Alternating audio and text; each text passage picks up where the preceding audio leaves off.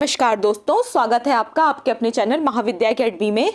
अब बिहार से रिलेटेड जितने भी एग्जाम्स होते हैं, ठीक है, चाहे बिहार का सबसे बड़ा एग्जाम ले लीजिए, बिहार पीसीएस जिसको बीपीएससी कहते हैं, ठीक है, और बिहार में जितने भी अलग अलग एग्जाम होते हैं सब में बिहार स्पेशल का पोर्शन बहुत ज़्यादा आता है, ठीक है, जिसमें बिहार की हिस्ट्री, बिहार की ज्योग्राफी, बिहार की पॉलिटी, बिहार की इकोनॉमी, ठीक है, ये सारी चीज़ें बहुत ज़्यादा मात्रा में पूछी जाती हैं। जो आपका बीपीएससी होता है यानी कि जो आपका बिहार पीसीएस होता है, इसमें हर साल लगभग 25 से 30 क्वेश्चन बिहार स्पेशल से ज़रूर आते हैं, ठीक है।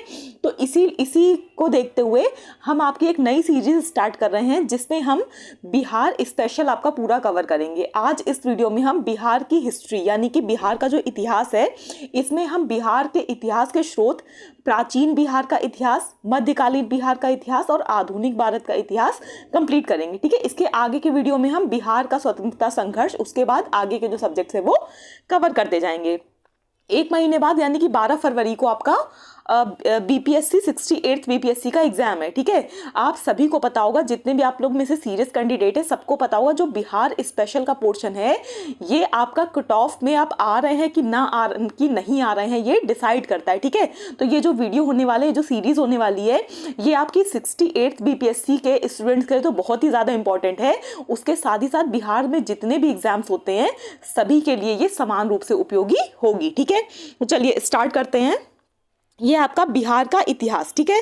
तो बिहार के इतिहास में हम लोग सबसे पहले क्या देखेंगे, बिहार के इतिहास के स्रोत, ठीक है। देखिए पहला क्वेश्चन है, राजनीति रत्नाकर पुस्तक के लेखक हैं, ठीक है। आपकी पुस्तक कौन सी है, राजनीति रत्नाकर पुस्तक के लेखक हैं चंदेश्वर, विद्यापति, ज्योतिरेश्वर या हरि ब्रह्मदेव। तो देखिए जो आपकी राजनीति रत्नाकर पुस्तक है इसके लेखक हैं चंदेश्वर। कौन है, चंदेश्वर। देखिए एक्सप्लेनेशन है इसका, मिथिला राजा के मंत्री चंदेश्वर कौन थे, मिथिला के राजा के मंत्री थे, ठीक है। ने अपनी रचना राजनीति रत्नाकर में राज्य के ब्रह्म नीति का आधार मंडल सिद्धांत बताया है। कौन सा सिद्धांत बताया है, मंडल सिद्धांत बताया है।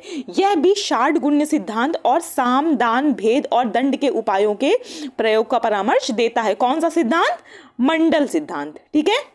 आगे देखिए नेक्स्ट क्वेश्चन है, नेक्स्ट है, कौटिल्य की पुस्तक अर्थशास्त्र किस विषय पर आधारित है, ठीक है। क्या पूछ रहा है आपसे, कौटिल्य की जो पुस्तक है अर्थशास्त्र किस विषय पर आधारित है, आर्थिक संबंध पर, शासन के सिद्धांत और अभ्यास पर, विदेश नीति पर या धन संचय पर। तो आपको सभी पता होगा कौटिल्य कौन, चाणक्य का ही अन्य नाम क्या था, कौटिल्य था, ठीक है। तो कौटिल्य की जो पुस्तक है अर्थशास्त्र, ये किसके बारे में है, ये आधारित है आपकी शासन कला के सिद्धांत और अभ्यास पर। ऑप्शन नंबर बी हो जाएगा आपका। नेक्स्ट देखिए, नेक्स्ट है, उद्वंत प्रकाश के लेखक हैं। आपकी बुक का नाम है उद्वंत प्रकाश, ठीक है। क्या नाम है, उद्वंत प्रकाश। इसके लेखक कौन है, मौली कवि, बोधराज, परमल या विद्यापति। तो जो आपकी उद्वंत प्रकाश है इसके लेखक हैं मौली कवि। नेक्स्ट क्वेश्चन देखिए, नेक्स्ट है, मौर्यकालीन स्थापत्य कला के साक्ष्य प्राप्त हुए हैं पाटलिपुत्र से, बराबर से, राजगृह से या उपर्युक्त सभी। तो देखिए जो मौर्यकालीन स्थापत्य कला है ना, पाटलिपुत्र हो, चाहे बराबर हो, चाहे राजगृह हो, इन तीनों ही जगहों से मौर्यकालीन स्थापत्य कला के जो साक्ष्य हैं वो प्राप्त हुए हैं। आपका आंसर हो जाएगा उपर्युक्त सभी, यानी कि ये तीनों ही हैं। आगे देखिए नेक्स्ट है, बिहार पर गढ़वालों के आधिपत्य का प्रमाण मिलता है मनेर ताम्रपत्र से, मुंगेर ताम्रपत्र से, धर्मा स्वामिनी के वृतांत से या उपर्युक्त में से कोई नहीं। तो बिहार पर गढ़वालों के आधिपत्य का प्रमाण कहाँ से मिलता है, तो ये मिलता है आपका ऑप्शन नंबर ए, मनेर ताम्रपत्र से, ठीक है। आपसे क्वेश्चन पूछा है कि बिहार पर गढ़वालों के आधिपत्य का प्रमाण कहाँ से मिलता है, मनेर ताम्रपत्र से मिलता है। इसी क्वेश्चन को अगर उल्टा करके पूछ लिया जाए कि मनेर ताम्रपत्र से क्या प्रमाण मिलता है, तो आपको पता होना चाहिए कि बिहार पर गढ़वालों के आधिपत्य का प्रमाण किससे मिलता है, मनेर ताम्रपत्र से, ठीक है। आगे देखिए नेक्स्ट है आपका, बिहार के किस तुर्क राजवंश के अभिलेख प्राप्त हुए हैं, ममलूक वंश के, खलजी वंश के, तुगलक वंश के या सभी के। तो देखिए सभी के प्राप्त हुए हैं, ठीक है। ममलूक के भी, खलजी के भी और तुगलक के भी, सॉरी इसमें प्राप्त हुए तुगलक के, ठीक है। किसके, तुगलक के प्राप्त हुए। ऑप्शन नंबर सी होगा आपका, ठीक है। आगे देखिए क्वेश्चन नंबर 7 है आपका, बिहार के किस क्षेत्र के संबंध में बसाती नुल उन्स एक मूल्यवान स्रोत है? क्या बसाती नुल उन्स आपसे पूछ रहा है बिहार के किस क्षेत्र से संबंधित एक मूल्यवान स्रोत है? तिरहुत से संबंधित, केंद्रीय बिहार से संबंधित, दक्षिण बिहार से संबंधित या उपर्युक्त में से कोई नहीं? तो देखिए जो आपका बसाती नुल उन्स है ये एक मूल्यवान स्रोत है, किसके संबंध में? तिरहुत के संबंध में। ऑप्शन नंबर ए होगा आपका। आगे देखिए, बिहार आने वाले महत्वपूर्ण चीनी यात्री का नाम है कौन सा? फाहियान, युआनचांग, इत्सिंग या उपर्युक्त सभी? तो देखिए ये जो तीनों ही है ना, तीनों जो आपके चीनी यात्री हैं, फाहियान, युआनचांग और इत्सिंग, ये तीनों ही बिहार आने वाले महत्वपूर्ण चीनी यात्री हैं। तो ऑप्शन हो जाएगा आपका डी, उपर्युक्त सभी। नेक्स्ट देखिए, नेक्स्ट है, मुगल काल में बिहार आने वाला प्रथम विदेशी यात्री था। आप पूछा है मुगल काल के समय में वो यात्री जो पहली बार बिहार आया था, विदेशी यात्री कौन था? मुल्ला तकिया, अब्दुल लतीफ, मोहम्मद सादिक या मुल्ला बहबहानी? तो ये कौन था? तो मुल्ला तकिया जो था, ठीक है, मुल्ला तकिया मुगल काल में बिहार आने वाला पहला विदेशी नागरिक था, विदेशी यात्री था। नेक्स्ट क्वेश्चन देखिए 10th, निम्नलिखित यूरोपीय यात्रियों में कौन बिहार नहीं आया था? ठीक है, आपसे क्या पूछा? आपको चार यूरोपीय यात्री दिए गए हैं, उनसे पूछा कौन बिहार नहीं आया था। ठीक है, स्टेटमेंट को मतलब क्वेश्चन सॉल्व करते टाइम आपको ये बहुत अच्छे से देखना है कि आपसे क्या पूछ रहा है पूछ रहा है या नहीं पूछ रहा है। कभी कभी क्या होता है, सिर्फ एक नहीं वर्ड के चक्कर में आपका आता हुआ प्रश्न गलत हो जाता है। ठीक है, इसमें क्या पूछ रहा है? कौन नहीं आया था, यानी कि कोई 3 आए थे, कोई एक नहीं आया था। ठीक है, तो देखिए मैनरिक आया था, जॉन मार्शल आया था, पीटर मुंडी आया था। कौन नहीं आया था? ये आपका फ्रांसाई बर्नी है। ठीक है, जो फ्रांसाई बर्नी है ये बिहार नहीं आया था। ठीक है, ऑप्शन नंबर सी हो जाएगा आपका। आगे देखिए, आगे है बहारिस्तान गैबी किसकी रचना है? ठीक है, बहारिस्तान गैबी किसकी रचना है पूछ रहा है? मुल्ला तकिया की, मिर्जा नाथन की, मुल्ला बहबहानी की या मिर्जा गुलाम हुसैन की? तो ये आपकी बहारिस्तान गैबी है, ये रचना है आपकी मिर्जा नाथन की। किसकी? मिर्जा नाथन की। ऑप्शन नंबर बी हो जाएगा। नेक्स्ट देखिए, नेक्स्ट है, प्राचीन बिहार के इतिहास के जानकारी के मुख्य स्रोत हैं। क्या पूछ रहा है? प्राचीन बिहार के इतिहास के। ठीक है, भग्नावशेष, यात्रा वृतांत, अभिलेख, सिक्के या धार्मिक ग्रंथ? तो देखिए भग्नावशेष हो, चाहे यात्रा वृतांत हो, अभिलेख हो, सिक्के हो या धार्मिक ग्रंथ हो, ये सारी ही चीजें क्या हैं? प्राचीन बिहार के इतिहास की जानकारी के स्रोत हैं। ठीक है, यानी कि सभी चीजें, पांचों चीजें। तो ऑप्शन हो जाएगा आपका, जिसमें सारे ऑप्शन है, ऑप्शन नंबर डी। ठीक है, यानी कि उपर्युक्त जो आपके सभी लिखे हुए हैं, पांचों भग्नावशेष, यात्रा वृतांत, अभिलेख, सिक्के, धार्मिक ग्रंथ, इन सभी चीजों से बिहार के इतिहास के बारे में जानकारी मिलती है। आगे देखिए, प्राचीन पाटलिपुत्र के संबंध में जानकारी के स्रोत हैं भग्नावशेष, यात्रा वृतांत, धार्मिक ग्रंथ या उपर्युक्त सभी? देखिए जो प्राचीन पाटलिपुत्र है इसके संबंध में भग्नावशेष, यात्रा वृतांत और धार्मिक ग्रंथ तीनों से ही जानकारी मिलती है। तो ऑप्शन हो जाएगा आपका उपर्युक्त सभी। नेक्स्ट देखिए, नेक्स्ट क्वेश्चन है, बिहार में मौर्यकालीन अभिलेख प्राप्त हुए हैं पालीपुत्र में, लौरिया अरेराज से, लौरिया नंदनगढ़ से, सहसाराम से या रामपुरवा से? ठीक है, तो बिहार में मौर्यकालीन अभिलेख कहाँ से प्राप्त हुए हैं? देखिए ये जो आपकी देखिए पालीपुत्र में जो है बिहार में मौर्यकालीन अभिलेख नहीं प्राप्त हुए। ठीक है, कहाँ से?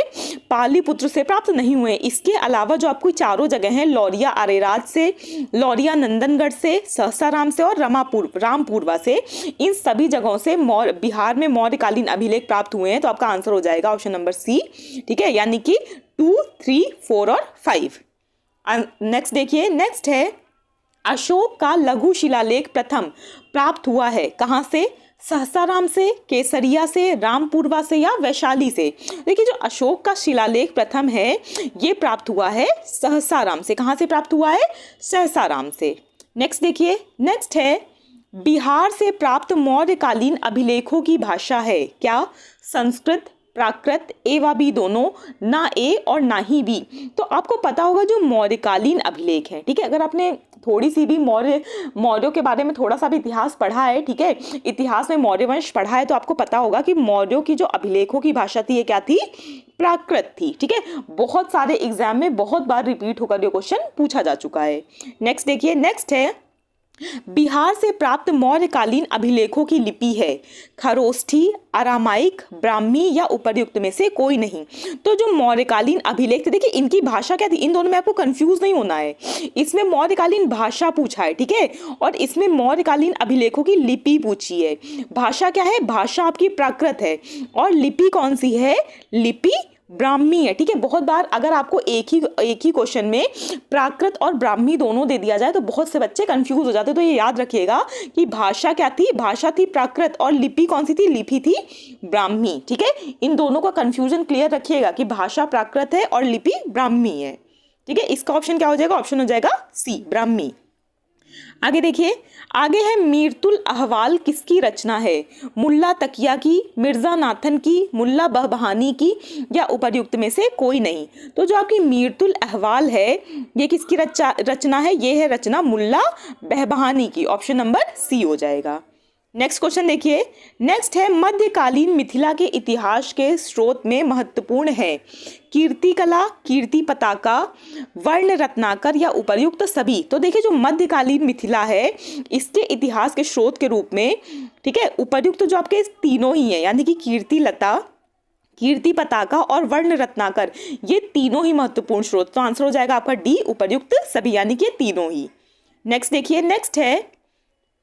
नेक्स्ट क्वेश्चन है आपका, बिहार में धातु प्रस्तर युगीन अवशेष मिले हैं कहाँ से, चिरांद छपरा से, चेचर वैशाली एवं सोनपुर से, मनेर से या उपर्युक्त सभी से, ठीक है। तो कहाँ से मिले हैं, देखिए बिहार में जो धातुकालीन प्रस्तर युगीन अवशेष हैं ये इन तीनों ही जगहों से मिले हैं, चाहे छपरा मतलब चिरांद हो, छपरा जो छपरा में है, चेचर वैशाली और सोनपुर से और मनेर से, ठीक है, यानी कि इन तीनों ही जगहों से मिले हैं। तो आंसर हो जाएगा इसका डी, उपर्युक्त सभी। नेक्स्ट क्वेश्चन देखिए, नेक्स्ट है बिहार के नवादा जिले के अपसर से प्राप्त अभिलेख में किस राजवंश के बारे में जानकारी मिलती है, कहां से, बिहार के नवादा जिले में, बिहार राज्य के नवादा जिले के अपसरगढ़ से जो अभिलेख प्राप्त हुए हैं, क्या प्राप्त हुए हैं, अभिलेख प्राप्त हुए हैं, ये किस राजवंश के बारे में आपको बताते हैं, आपसे पूछ रहा है परवर्ती गुप्त राजवंश के बारे में, ठीक है, वंश के बारे में, हर्यक वंश के बारे में, पाल वंश के बारे में या मौर्य वंश के बारे में। तो ये जो अपसरगढ़ से प्राप्त अभिलेख हैं ये आपको बताते हैं परवर्ती गुप्त वंश के बारे में, ठीक है, याद रखिएगा ये भी क्वेश्चन रिपीटेड है, ठीक है। आगे देखिए, और देखिए ये जो आपको करवाया जा रहा है, ये जो बुक करवाई जा रही है ये बिल्कुल लेटेस्ट बुक है, ठीक है, लेटेस्ट एडिशन है। तो इस बार की जो 68 बीपीएससी है उसके लिए आपको इसमें जितने भी प्रीवियस ईयर में क्वेश्चन पूछे गए हैं बिहार से रिलेटेड वो सारे ही इसमें इंक्लूड हैं, ठीक है। और जो आगे आपको जो पॉलिटी का या इकोनॉमी का सेक्शन पढ़ाया जाएगा उसमें चाहे आपका आर्थिक समीक्षा हो यानी कि इकोनॉमिक सर्वे हो या बजट हो, सभी चीज़ें और जो जनसंख्या से रिलेटेड चीज़ें, सभी चीज़ें एकदम अपडेट है, ठीक है, ये एकदम लेटेस्ट आपका एडिशन है बुक का। आगे देखिए, आगे है बिहार प्रांत के आरा से प्राप्त देव बरनाक का लेख तथा शाहपुर पटना एवं मंदार बांका से प्राप्त लेखों में जानकारी मिलती है किसकी, मौर्य युग के बारे में, नंद वंश के बारे में, गुप्त युग के बारे में या परवर्ती गुप्त वंश के बारे में। तो किसके बारे में जानकारी मिलती है, तो देखिए बिहार प्रांत के आरा से प्राप्त देव बरनाक का लेख, ठीक है, शाहपुर पटना एवं मंदार बांका से प्राप्त लेखों में जो जानकारी मिलती है ये मिलती है परवर्ती गुप्त वंश के बारे में। किसके बारे में मिलती है, ये मिलती है आपका ऑप्शन नंबर डी, परवर्ती गुप्त वंश के बारे में। देखिए इसमें क्या लिखा हुआ है, देव बरनाक के अभिलेख में परवर्ती गुप्त शासक देवगुप्त, विष्णुगुप्त और जीवित गुप्त द्वितीय का नाम मिलता है। देखिए इसी से आपको क्या पता चल गया, आपको क्या पता चल गया, परवर्ती गुप्त वंश के 3 शासकों के नाम भी पता चल गया, क्या क्या, देवगुप्त, विष्णुगुप्त और जीवित गुप्त द्वितीय, ठीक है। आगे देखिए क्वेश्चन नंबर 23, इसमें देखिए ये है पाल शासकों के बारे में जानकारी मिलती है देवपाल के मुंगेर अभिलेख से, नारायण पाल का भागलपुर ताम्रपत्र अभिलेख से, महिपाल प्रथम के नालंद एवं मुजफ्फरपुर अभिलेख से, या उपर्युक्त सभी से। किससे जानकारी मिलती है? देखिए, पाल शासकों के बारे में जानकारी मिलती है ये इन तीनों से ही मिलती है। ठीक है, तो आपका ऑप्शन हो जाएगा ऑप्शन नंबर डी, उपर्युक्त सभी। नेक्स्ट देखिए, नेक्स्ट क्वेश्चन है बिहार के लिए सर्वाधिक प्राचीन साहित्यिक स्रोत है कौन सा? अथर्ववेद, आरण्यक, उपनिषद या सामवेद? तो देखिए, बिहार के लिए सबसे प्राचीन साहित्यिक स्रोत है वो कौन सा माना जाता है? वो माना जाता है आपका ऑप्शन नंबर ए, अथर्ववेद। कौन सा माना जाता है? ये माना जाता है आपका option number A, Atharvaveda.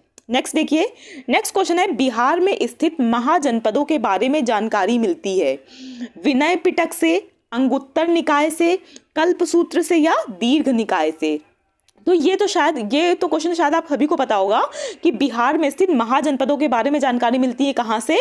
Anguttara निकाय से। ठीक है, ऑप्शन नंबर बी हो जाएगा। नेक्स्ट देखिए, नेक्स्ट है नालंदा के सराय टीला। नालंदा के सराय टीला में उत्खनन से प्राप्त हुआ है क्या?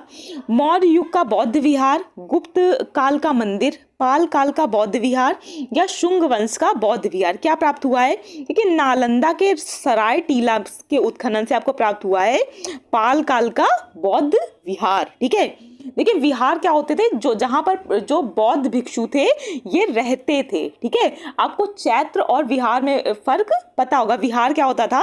विहार होता था वो जगह जहां पर बौद्ध भिक्षु रहते थे या बौद्ध धर्म को मानने वाले लोग रहते थे।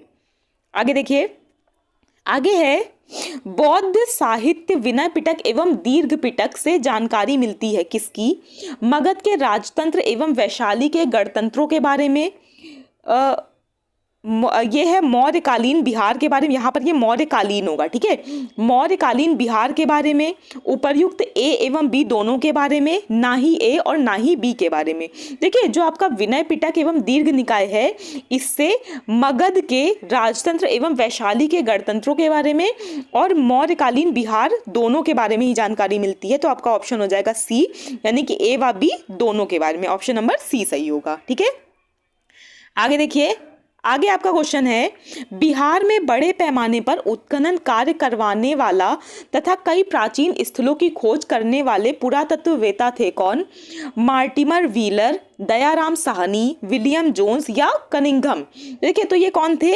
ये थे आपके कनिंघम। ठीक है, ऑप्शन नंबर डी हो जाएगा। नेक्स्ट देखिए, नेक्स्ट है नालंदा में स्थित बड़ा गांव यानी कि नालंदा महाविहार का पता किसने लगाया था? आर ब्रुशफ्रूट ने, कनिंघम ने, व्हीलर ने या मैकेंजी ने? तो ये पता लगाया था ऑप्शन नंबर बी, कनिंघम ने। किसने? ऑप्शन बी, कनिंघम ने। ठीक है, देखिए वहां से दो अभिलेख भी मिले हैं। कहां से? बड़ा गांव यानी कि नालंदा महाविहार से दो अभिलेख भी मिले हैं जिन पर नालंदा का नाम उत्कीर्ण है। आपसे क्वेश्चन पूछा जा सकता है कि कहां से मिले हुए अभिलेखों पर नालंदा का नाम उत्कीर्ण है? तो बड़ा गांव, ठीक है, से मिले हुए अभिलेखों पर नालंदा का नाम उत्कीर्ण है। और बिहार शरीफ में कुमारगुप्त प्रथम और स्कंदगुप्त का प्रसिद्ध स्तंभ भी प्राप्त हुआ है। कनिंघम ने बोध गया के मंदिर को भी खोजा था। नेक्स्ट देखिए, नेक्स्ट है पुरातत्ववेता कनिंघम ने बिहार में खोज की। आपसे पूछ रहा है जो पुरातत्ववेता थे कनिंघम, इन्होंने बिहार में किसकी खोज की थी? केसरिया स्तूप जो कि चंपारण में है, बी है आपका लौरिया अरेराज का अशोक स्तंभ, सी है बसाड़ के अवशेषों के आधार पर वैशाली के प्राचीन स्थल, या डी उपर्युक्त सभी। यानी कि ये जो तीनों ही चीजें हैं इन तीनों की खोज कनिंघम ने की थी। ठीक है, तो आपका ऑप्शन हो जाएगा डी, यानी कि उपर्युक्त सभी, यानी कि जो उपयुक्त तीनों ही चीजें हैं ये पुरातत्ववेता कनिंघम ने बिहार में खोजी थी। ठीक है, नेक्स्ट क्वेश्चन देखिए, नेक्स्ट है आपका विदेह के राजा जनक ने निष्क तथा सुवर्ण या सतनाम उपहार में दिए, यह कहाँ वर्णित है? ये जो आपका स्टेटमेंट है आपसे पूछा, ये स्टेटमेंट कहाँ पर लिखा हुआ है? ब्रह्मदारण्य उपनिषद में, शतपथ ब्राह्मण में, छांदोग्य उपनिषद में या उपर्युक्त में से कोई नहीं। तो ये जो आपका लिखा हुआ है ये लिखा है बृहदारण्य उपनिषद में। बृहदारण्यक उपनिषद में, ठीक है, बृहदारण्यक उपनिषद में ये आपकी जो लाइन है ये कि विदेह के राजा जनक ने निष्क या सुवर्ण या सतनाम उपहार में दिए, ठीक है। कहाँ लिखा है ये आपका? लिखा है option number A, Brihadaranyaka Upanishad में। नेक्स्ट देखिए, नेक्स्ट है बिहार से प्राप्त मौर्य अभिलेखों की लिपि है क्या? खरोष्ठी, अरमाइक, ग्रीक या उपर्युक्त में से कोई नहीं। तो मौर्यकालीन अभिलेखों की अभी आपको लिपि बताई गई थी। मौर्यकालीन जो अभिलेख हैं इनकी लिपि क्या है? इनकी भाषा क्या थी?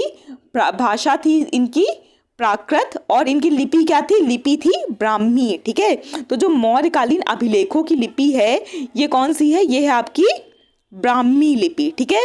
और मौर्यकालीन जो अभिलेख है उनकी भाषा क्या है? भाषा है प्राकृत, देखिए, लेकिन इनमें कहीं पर भी ब्राह्मी नहीं है। तो ऑप्शन क्या हो जाएगा? ऑप्शन हो जाएगा उपर्युक्त में से कोई नहीं। अगर यहाँ पर ब्राह्मी होता तो आपका ब्राह्मी ऑप्शन सही होता। नेक्स्ट देखिए, नेक्स्ट है बिहार से प्राप्त पहला द्विभाषी अभिलेख किस मध्यकालीन शासक से संबंधित है? बाबर, शेरशाह, अकबर या शाहजहां? तो बिहार से जो प्राप्त पहला द्विभाषी अभिलेख है वो किस मध्यकालीन शासक से संबंधित है? ये संबंधित है शेरशाह से, ठीक है। किससे? शेरशाह से। नेक्स्ट देखिए, वह पहला मुगल शासक कौन था जिसके अभिलेख बिहार में मिले हैं? बाबर, हुमायूं, अकबर या जहांगीर? तो वो पहला मुगल शासक जिसके अभिलेख मिलते हैं बिहार में वो कौन था? वो था अकबर, ठीक है। Option number C. नेक्स्ट देखिए, नेक्स्ट है बौद्ध धार्मिक साहित्य में कौन ग्रंथ प्राचीन बिहार के इतिहास के संबंध में जानकारी के स्रोत हैं? ठीक है, पूछ रहा है कि इनमें से आपके कौन से ग्रंथ हैं जो बौद्धिक धार्मिक साहित्य के कौन से ग्रंथ हैं जो प्राचीन बिहार की जानकारी देते हैं? अंगुत्तर निकाय, दीघ निकाय, विनय पिटक या उपर्युक्त सभी? तो देखिए जो आपका ऑप्शन बी है दीघ निकाय, ये हैं क्या? जानकारी के स्रोत। आगे देखिए, आगे है सियर उल मुताखरीन की रचना किसने की थी? गुलाम हुसैन तबतबाई ने, रिजकुल्लाह ने, अब्बास सरवानी ने या उपर्युक्त में से कोई नहीं? तो जो आपका सियर उल मुताखरीन है इसकी रचना की थी गुलाम हुसैन तबतबाई ने, ठीक है। Option number A. Next question देखिए, नेक्स्ट क्वेश्चन आपका मैचिंग का है, ठीक है। यहाँ पर आपको दोनों तरफ 5-5 ऑप्शन दिए हुए हैं, एक में रचना लिखा है और एक तरफ क्या लिखा है? रचनाकार का नाम लिखा है। आपको उसका सही ऑप्शन बताना है, ठीक है। तो देखिए जो आपका रियाज उसस लातीन है इनका क्या है? इनका है इनकी जो रचनाकार है, इसके जो रचनाकार है ये है आपके गुलाम हुसैन सलीम। कौन है? गुलाम हुसैन सलीम है। जो आपका तारीख़े शेरशाही है, ठीक है, जो आपका तारीख़े शेरशाही है ये लिखी है किसने? अब्बास सरवानी ने। किसने लिखी है? अब्बास सरवानी ने। जो आपकी सी है वकियाते मुश्ताकी, ठीक है, जो आपकी वकियाते मुश्ताकी है ये लिखी है किसने? ये लिखी है रिजकुल्लाह ने, ठीक है। यानी कि ये वाली जो आपकी मैचिंग है ये सही है, सामने सामने, ठीक है। नेक्स्ट है आपकी अफसनाए शाह, ठीक है। शाह ये जो आपकी लिखी है ये लिखी है आपकी किसने? शेख कबीर ने, ठीक है। और जो बसातीनुल उन्स है ये अभी आप ऊपर पढ़ चुके थे, ये किसने लिखी है? जो बसातीनुल उन्स है ये लिखी है इखतसान दहलवी ने। किसने लिखी है? ये लिखी है इखतसान दहलवी ने। इसका आंसर हो जाएगा ऑप्शन नंबर बी। नेक्स्ट देखिए, नेक्स्ट है मुल्ला बहबहानी यात्री थे, ठीक है, कहाँ के? अरब के, इराक के, ईरान के या खल्ज के? तो जो मुल्ला बहबहानी थे ये यात्री थे कहाँ के? ये यात्री थे ईरान के। Option number C. जो मुल्ला बहबहानी के यात्री वृतांत से आधुनिक बिहार के बारे में जानकारी मिलती है, ठीक है। जो मुल्ला बहबहानी ईरान के जो यात्री थे जो आए थे बिहार में आए थे, इनसे क्या मिलता है? इनका जो यात्रा वृतांत इन्होंने लिखा था उससे आधुनिक बिहार के बारे में जानकारी मिलती है। आगे देखिए, आगे है आधुनिक बिहार के अध्ययन के लिए स्रोत हैं क्या? इसके लिए क्या स्रोत है? ए है आपका फ्रांसिस बुकानन द्वारा संकलित विभिन्न रिपोर्ट, दूसरा है district gazetteer land survey and settlement report, तीसरा है fort William India house correspondence series, या उपर्युक्त सभी। देखिए जो तीनों ही चीजें हैं, ठीक है, इन सभी से आधुनिक बिहार के बारे में जानकारी मिलती है, यानी कि ये तीनों ही आधुनिक बिहार के अध्ययन के स्रोत हैं। तो आपका ऑप्शन हो जाएगा डी, उपर्युक्त सभी। नेक्स्ट क्वेश्चन देखिए, नेक्स्ट है कौटिल्य के अर्थशास्त्र में किस पहलू पर प्रकाश डाला गया है? आर्थिक जीवन पर, राजनीतिक नीतियों पर, धार्मिक जीवन पर, या सामाजिक जीवन पर? तो ये सभी को पता है क्या कि कौटिल्य ने जो अर्थशास्त्र लिखी थी इसमें उसने राजनीति की नीतियां बताई थी। क्या बताई थी? राजनीति संबंधी नीतियां बताई। देखिए यहाँ पर अर्थशास्त्र लिखा है, ठीक है, तो अर्थशास्त्र से आप इकोनॉमी के लिए कंफ्यूज मत होइएगा, ठीक है। इसमें से बहुत से लोग हो सकता है आर्थिक जीवन लगा दें, तो यहाँ पर कंफ्यूज मत होइएगा। यहाँ उसने कौटिल्य का जो अर्थशास्त्र है उसमें उसने राजनीति की नीतियां बताई हैं। नेक्स्ट क्वेश्चन देखिए, नेक्स्ट है आपका अपसर नवादा से प्राप्त एक मंदिर का भग्नावशेष प्राप्त हुआ है। इसके दीवारों पर कथा दृश्य अंकित है। किसका? रामगुप्त एवं देवी के, नल दमयंती के, प्रणय गाथा के, रामायण के, या महाभारत के? तो इसकी दीवारों पर जो कथा दृश्य अंकित हैं ये किस कब के हैं? ये हैं रामायण के। किसके हैं? ये है रामायण के। ऑप्शन सी हो जाएगा। नेक्स्ट देखिए यहाँ पर जो आपका बिहार के इतिहास के स्रोत थे ये कंप्लीट होते हैं। अब हमें क्या स्टार्ट करना है? अब हमें बिहार के इतिहास में स्टार्ट करना है प्राचीन बिहार का इतिहास, ठीक है। बिहार के इतिहास में हम क्या पढ़ेंगे? अब हम पढ़ेंगे प्राचीन बिहार का इतिहास। इसमें भी पहले हम पूर्व ऐतिहासिक बिहार को देखेंगे। चलिए क्वेश्चन नंबर 1 देखिए इसका। इसमें है बिहार में पूर्व ऐतिहासिक काल का आरंभ होता है कब से? अनुमानतः कब से आरंभ होता है? देखिए ये क्या है, 1 लाख ईस्वी पूर्व से, 70,000 ईस्वी पूर्व से, 40,000 ईस्वी पूर्व से, या 25,000 ईस्वी पूर्व से? तो ये कब से होता है? तो ये होता है आपका 40,000 ईस्वी पूर्व से। बिहार में पूर्व ऐतिहासिक काल का आरंभ कब से होता है? अनुमानतः यानी कि लगभग में ये होता है 40,000 ईस्वी पूर्व से। नेक्स्ट देखिए, नेक्स्ट है बिहार में पूर्व ऐतिहासिक काल के अवशेषों में प्राप्त हुए हैं क्या? कुल्हाड़ियों के फलक, चाकू एवं खुरपी, मृद भांड, यानी कि इन तीनों में से क्या प्राप्त हुए हैं? तो देखिए बिहार में जो पूर्व ऐतिहासिक काल के जो अवशेष हैं उसमें ये तीनों ही चीजें प्राप्त हुई हैं, ठीक है। तो आंसर हो जाएगा आपका डी, यानी कि 1, 2 और 3 तीनों ही चीजें। नेक्स्ट देखिए, नेक्स्ट है बिहार में आदि मानव के निवास के आरंभिक साक्ष्य कहाँ से प्राप्त हुए? क्वेश्चन नंबर 3, ठीक है, कहाँ से प्राप्त हुए हैं?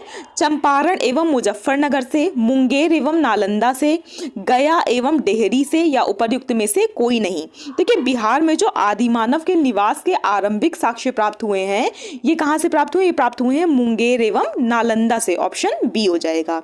नेक्स्ट क्वेश्चन देखिए, नेक्स्ट है आपका बिहार में आदिमानव के उपस्थिति के आरंभिक साक्ष्य किस युग के हैं?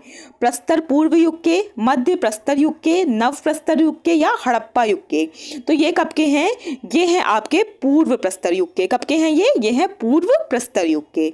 नेक्स्ट देखिए, नेक्स्ट है बिहार के मध्यवर्ती प्रस्तर युग के साक्ष्य मिले हैं कहाँ से? चिरांद से, पटना से, मुंगेर से, या चेचर से? तो ये कहाँ से मिले हैं? ये मिले हैं आपका मुंगेर से। ऑप्शन सी हो जाएगा। नेक्स्ट देखिए, नेक्स्ट है बिहार में चिरांद, सारण एवं चेचर, वैशाली से किस युग के अवशेष प्राप्त हुए हैं? ठीक है, यानी कि दोनों ही जगहों से, चिरांद के सारण मतलब सारण के चिरांद से भी और चेचर वैशाली से भी किस युग के अवशेष प्राप्त हुए हैं? मध्य प्रस्तर युग के, पूर्व प्रस्तर युग के, मध्यवर्ती प्रस्तर युग के, नव प्रस्तर युग के? तो दोनों जगहों से प्राप्त हुए हैं आपके नव प्रस्तर युग के प्रमाण। Option D. आगे देखिए, आगे है बिहार में ताम्र प्रस्तर युग के परवर्ती चरण के अवशेष कहाँ से प्राप्त हुए हैं? चिरांद सारण से, चेचर वैशाली से, सोनपुर एवं मनेर से, या उपर्युक्त सभी से? तो देखिए तीनों ही जगहों से प्राप्त हुए हैं, ठीक है। तो ऑप्शन हो जाएगा आपका डी, उपर्युक्त सभी। आगे देखिए, यहां से आपका एक खत्म होता है। अब हम क्या स्टार्ट करेंगे? अब हम स्टार्ट करेंगे बिहार के परिचय में, यानी कि बिहार के इतिहास में ऐतिहासिक काल का प्रारंभ, ठीक है। आगे देखिए क्वेश्चन नंबर 1 देखिए। क्वेश्चन नंबर 1 है आपका, बिहार सहित पूर्वी भारत में आर्यों का आगमन हुआ था अनुमानतः कब?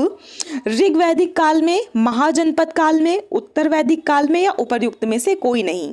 तो देखिए, जो बिहार सहित पूर्वी भारत में आर्यों का जो आगमन हुआ था, ये कब हुआ था? ये हुआ था उत्तर वैदिक काल में। ठीक है, लगभग कब? लगभग 800 ईस्वी पूर्व में। ठीक है, ऑप्शन नंबर सी हो जाएगा। नेक्स्ट देखिए, नेक्स्ट है क्वेश्चन आपका, नेक्स्ट क्वेश्चन है, बिहार सहित पूर्वी भारत में आर्यों के विस्तार में सहायक था क्या?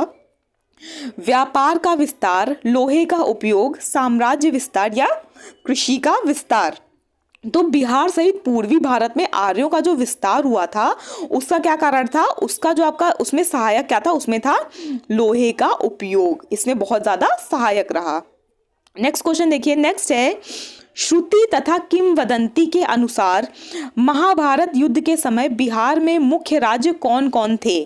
ठीक है, मगध तथा विदेह, अंग एवं लिच्छवी, उपर्युक्त ए और बी दोनों या उपर्युक्त में से कोई नहीं। तो देखिए, जो मतलब महाभारत युद्ध के समय जो बिहार के जो मुख्य राज्य थे, श्रुति और किंवदंतियों के अनुसार ये चारों ही थे, यानी कि मगध, विदेह, अंग और लिच्छवी, ये चारों ही थे। तो आपका जो ऑप्शन हो जाएगा, ऑप्शन हो जाएगा सी, उपर्युक्त ए और बी दोनों।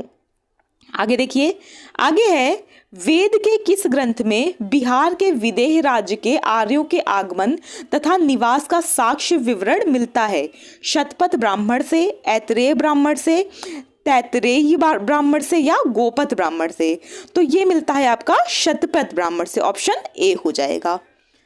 नेक्स्ट देखिए, इसके एक्सप्लेनेशन में लिखा है, विदेह की प्रथम चर्चा शतपथ ब्राह्मण में मिलती है। ठीक है, एक चीज याद रखिएगा, इसका क्वेश्चन बन सकता है कि विदेह की प्रथम चर्चा या विदेह का प्रथम वर्णन कहाँ मिलता है? तो ये मिलता है शतपथ ब्राह्मण में। किसका वर्णन? विदेह का।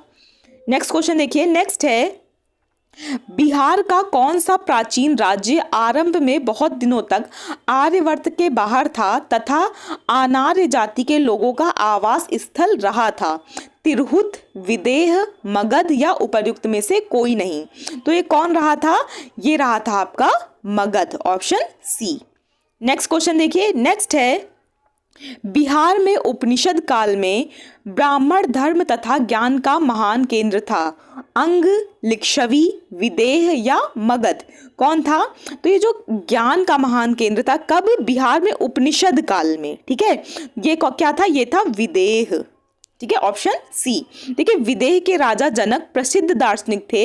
यह राज्य व्याकरण, साहित्य तथा दर्शन शास्त्र का महत्वपूर्ण केंद्र था। ठीक है, आपसे ये भी पूछा जा सकता है कि बिहार में उपनिषद काल में व्याकरण, साहित्य तथा दर्शन शास्त्र का महत्वपूर्ण केंद्र कौन सा था? तो ये था आपका विदेह, ऑप्शन सी।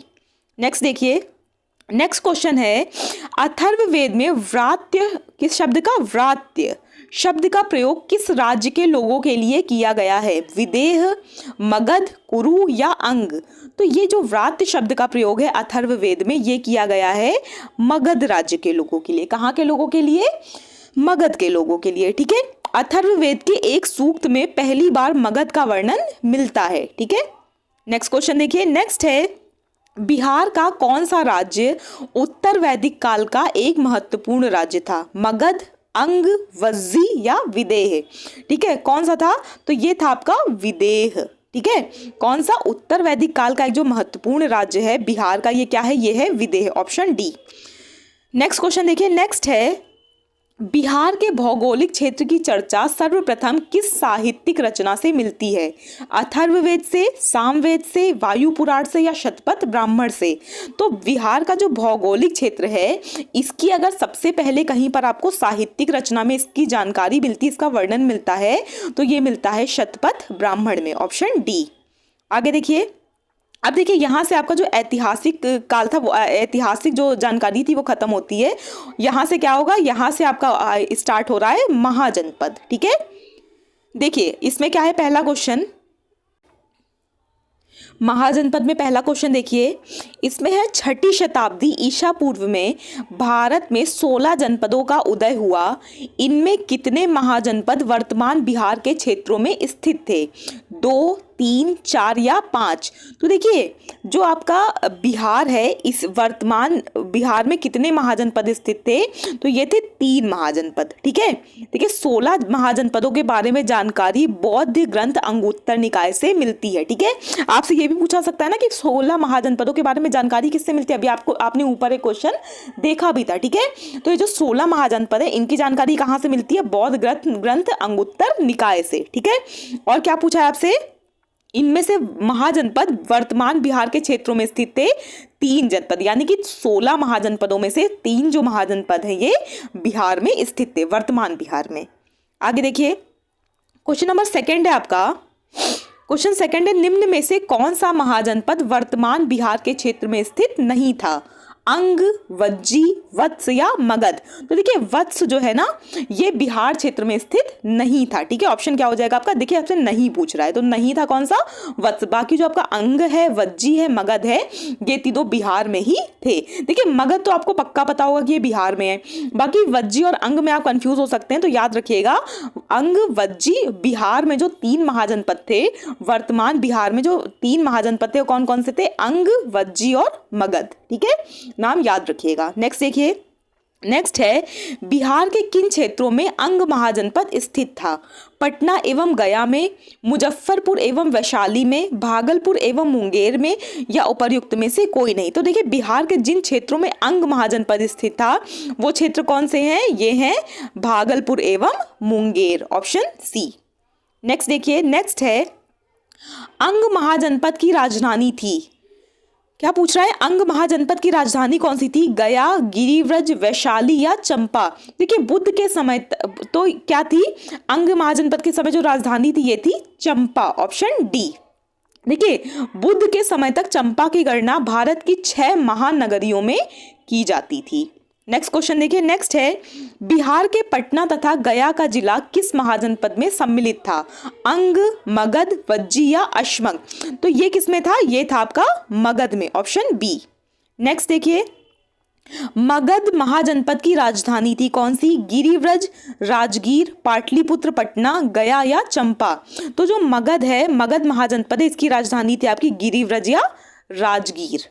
नेक्स्ट देखिए, नेक्स्ट है, मगध तथा अंग महाजनपद को कौन सी नदी पृथक करती थी, यानी कि जो आपका मगध था और अंग महाजनपद था इनके बीच से एक नदी बहती थी, वो कौन सी नदी थी। ठीक है, अस्सी नदी, वरुण नदी, चंपा नदी या उपर्युक्त में से कोई नहीं। तो ये कौन सी नदी थी, ये थी चंपा नदी। चंपा नदी मगध और, ठीक है, 2 कौन से थे आपके, मगध और हाँ मगध, कहाँ गया आपका ऑप्शन, हाँ देखिए मगध तथा अंग जनपद। ठीक है, तो कौन सी नदी थी, ये थी चंपा। नेक्स्ट देखिए, नेक्स्ट है आपका, बिहार में स्थित कौन सा महाजनपद 8 राज्यों का एक संघ था, यानी कि 8 राज्यों से मिलकर, ठीक है 8 राज्यों से मिलकर पूछा आपका कौन सा महाजनपद बना था, मगध, वज्जी, अंग या उपर्युक्त सभी।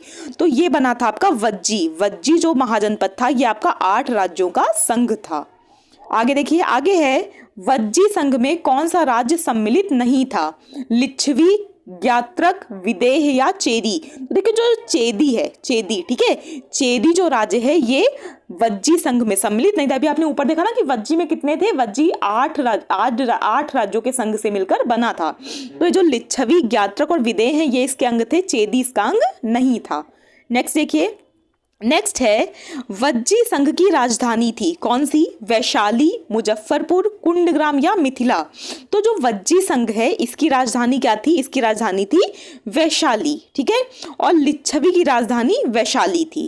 ठीक है, आगे देखिए, आगे है, बिहार के भागों में कौन सा महाजनपद में गणतंत्र था, मगध, वज्जी, अंग या उपर्युक्त सभी में। ठीक है, तो आंसर क्या है इसका, आंसर है आपका बी, वज्जी। नेक्स्ट क्वेश्चन देखिए, नेक्स्ट है, ईस्वी पूर्व 6ठी सदी में विश्व की प्रथम गणतंत्रात्मक व्यवस्था कहाँ पर थी, वैशाली में, एथेंस में, स्पार्टा में या पाटलिपुत्र में। तो ये थी आपकी ऑप्शन नंबर ए, वैशाली में। नेक्स्ट देखिए, नेक्स्ट है, मगध की प्रथम राजधानी कौन सी थी, पाटलिपुत्र, वैशाली, गिरिव्रज या राजगृह या चंपा। तो मगध की प्रथम राजधानी कौन सी थी, तो मगध की जो पहली राजधानी ये थी गिरिव्रज या राजगृह। आगे देखिए, आगे है, प्राचीन भारत के 16 महाजनपदों में से एक था चंपा, नालंदा, वैशाली या अंग। अभी आपने ऊपर कई बार अंग महाजनपद पढ़ लिया है, तो इसका आंसर आपको ऑलरेडी पता होगा क्या, कि इसका आंसर है अंग। तो जो अंग है ये 16 महाजनपदों में से एक था, ऑप्शन डी। नेक्स्ट देखिए, विश्व का पहला गणतंत्र वैशाली में किसके द्वारा स्थापित किया गया था? ठीक है, पहला गणतंत्र कहाँ स्थापित किया गया था? वैशाली में। और किसके द्वारा पूछ रहा है, मौर्य, नंद, गुप्त या लिच्छवी? तो ये था किसके द्वारा? लिच्छवी द्वारा स्थापित किया गया था। ठीक है, तो इसी के साथ आपका महाजनपद जो टॉपिक था वो खत्म होता है। नेक्स्ट टॉपिक देखिए, नेक्स्ट टॉपिक है आपका जैन धर्म। देखिए, क्योंकि जैन धर्म और बौद्ध धर्म दोनों ही है, इनका संबंध किससे? बिहार राज्य से है। तो बिहार की परीक्षाओं के लिए दोनों ही जैन धर्म और बौद्ध धर्म बहुत ज्यादा इंपॉर्टेंट हो जाते हैं। आइए इसका पहला क्वेश्चन देखते हैं। पहला इसका, जैन धर्म के वास्तविक संस्थापक और 24वें एवं अंतिम तीर्थंकर महावीर का जन्म कहाँ हुआ था? पावा में, लुम्बिनी में, कुंडग्राम में या कुशीनारा में? तो इनका जन्म हुआ था आपका ऑप्शन नंबर सी, कुंडग्राम में। ठीक है, देखिए महावीर का जो बचपन का नाम था ये वर्धमान था। आपसे कई एग्जाम में पूछ लिया जाता है कि जो महावीर स्वामी थे इनके बचपन का क्या नाम था, तो इनके बचपन का नाम याद रखिएगा, क्या था? वर्धमान।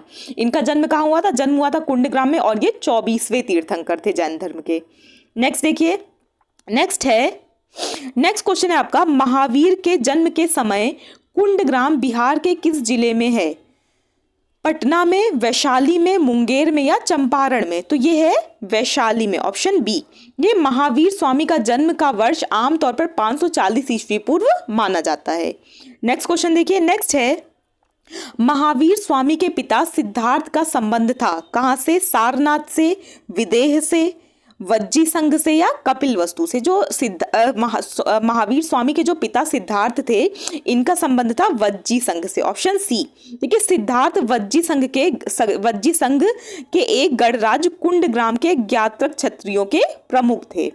आगे देखिए, नेक्स्ट क्वेश्चन है आपका, महावीर स्वामी की माता त्रिशिला विदेह दत्ता राजकुमारी थी कहाँ की? लिच्छवी की, सारनाथ की, विदेह की या अंग की? तो ये राजकुमारी थी कहाँ की? ये राजकुमारी थी लिच्छवी की। ठीक है, त्रिशिला लिच्छवी प्रमुख चेटक की बहन थी। आगे देखिए, नेक्स्ट है, महावीर स्वामी ने अपना अंतिम उपदेश दिया था पावापुरी में, कपिलवस्तु में, वैशाली में या कौशाम्बी में? तो इन्होंने जो अपना अंतिम उपदेश है ये दिया था पावापुरी में, ऑप्शन ए। पावापुरी बिहार के नालंदा जिले में स्थित है। याद रखिएगा, जो पावापुरी है ये कहाँ पर है? ये बिहार के नालंदा जिले में स्थित है। आगे देखिए, आगे है, महावीर की मृत्यु निर्वाण कब हुआ था? वैशाली कहाँ हुआ था पूछा है। ठीक है, कहाँ हुआ था? वैशाली में, पावापुरी में, विदेह में या राजगृह में? तो ये हुआ था पावापुरी में, जहां पर इन्होंने अपना अंतिम उपदेश दिया था वहीं पर इनकी मृत्यु यानी कि निर्वाण इनको प्राप्त हुआ था, पावापुरी में। नेक्स्ट देखिए, नेक्स्ट है, प्रथम जैन संगीति का आयोजन हुआ था पाटलिपुत्र में, वल्लभी में, वैशाली में या राजगृह में? तो प्रथम जैन संगीति है इसका आयोजन हुआ था पाटलिपुत्र में। ठीक है, आगे देखिए, प्रथम जैन संगीति का आयोजन किसके शासनकाल में हुआ था? ये बहुत इंपॉर्टेंट है, याद रखिएगा। चंद्रगुप्त मौर्य, अजातशत्रु, अशोक या कनिष्क?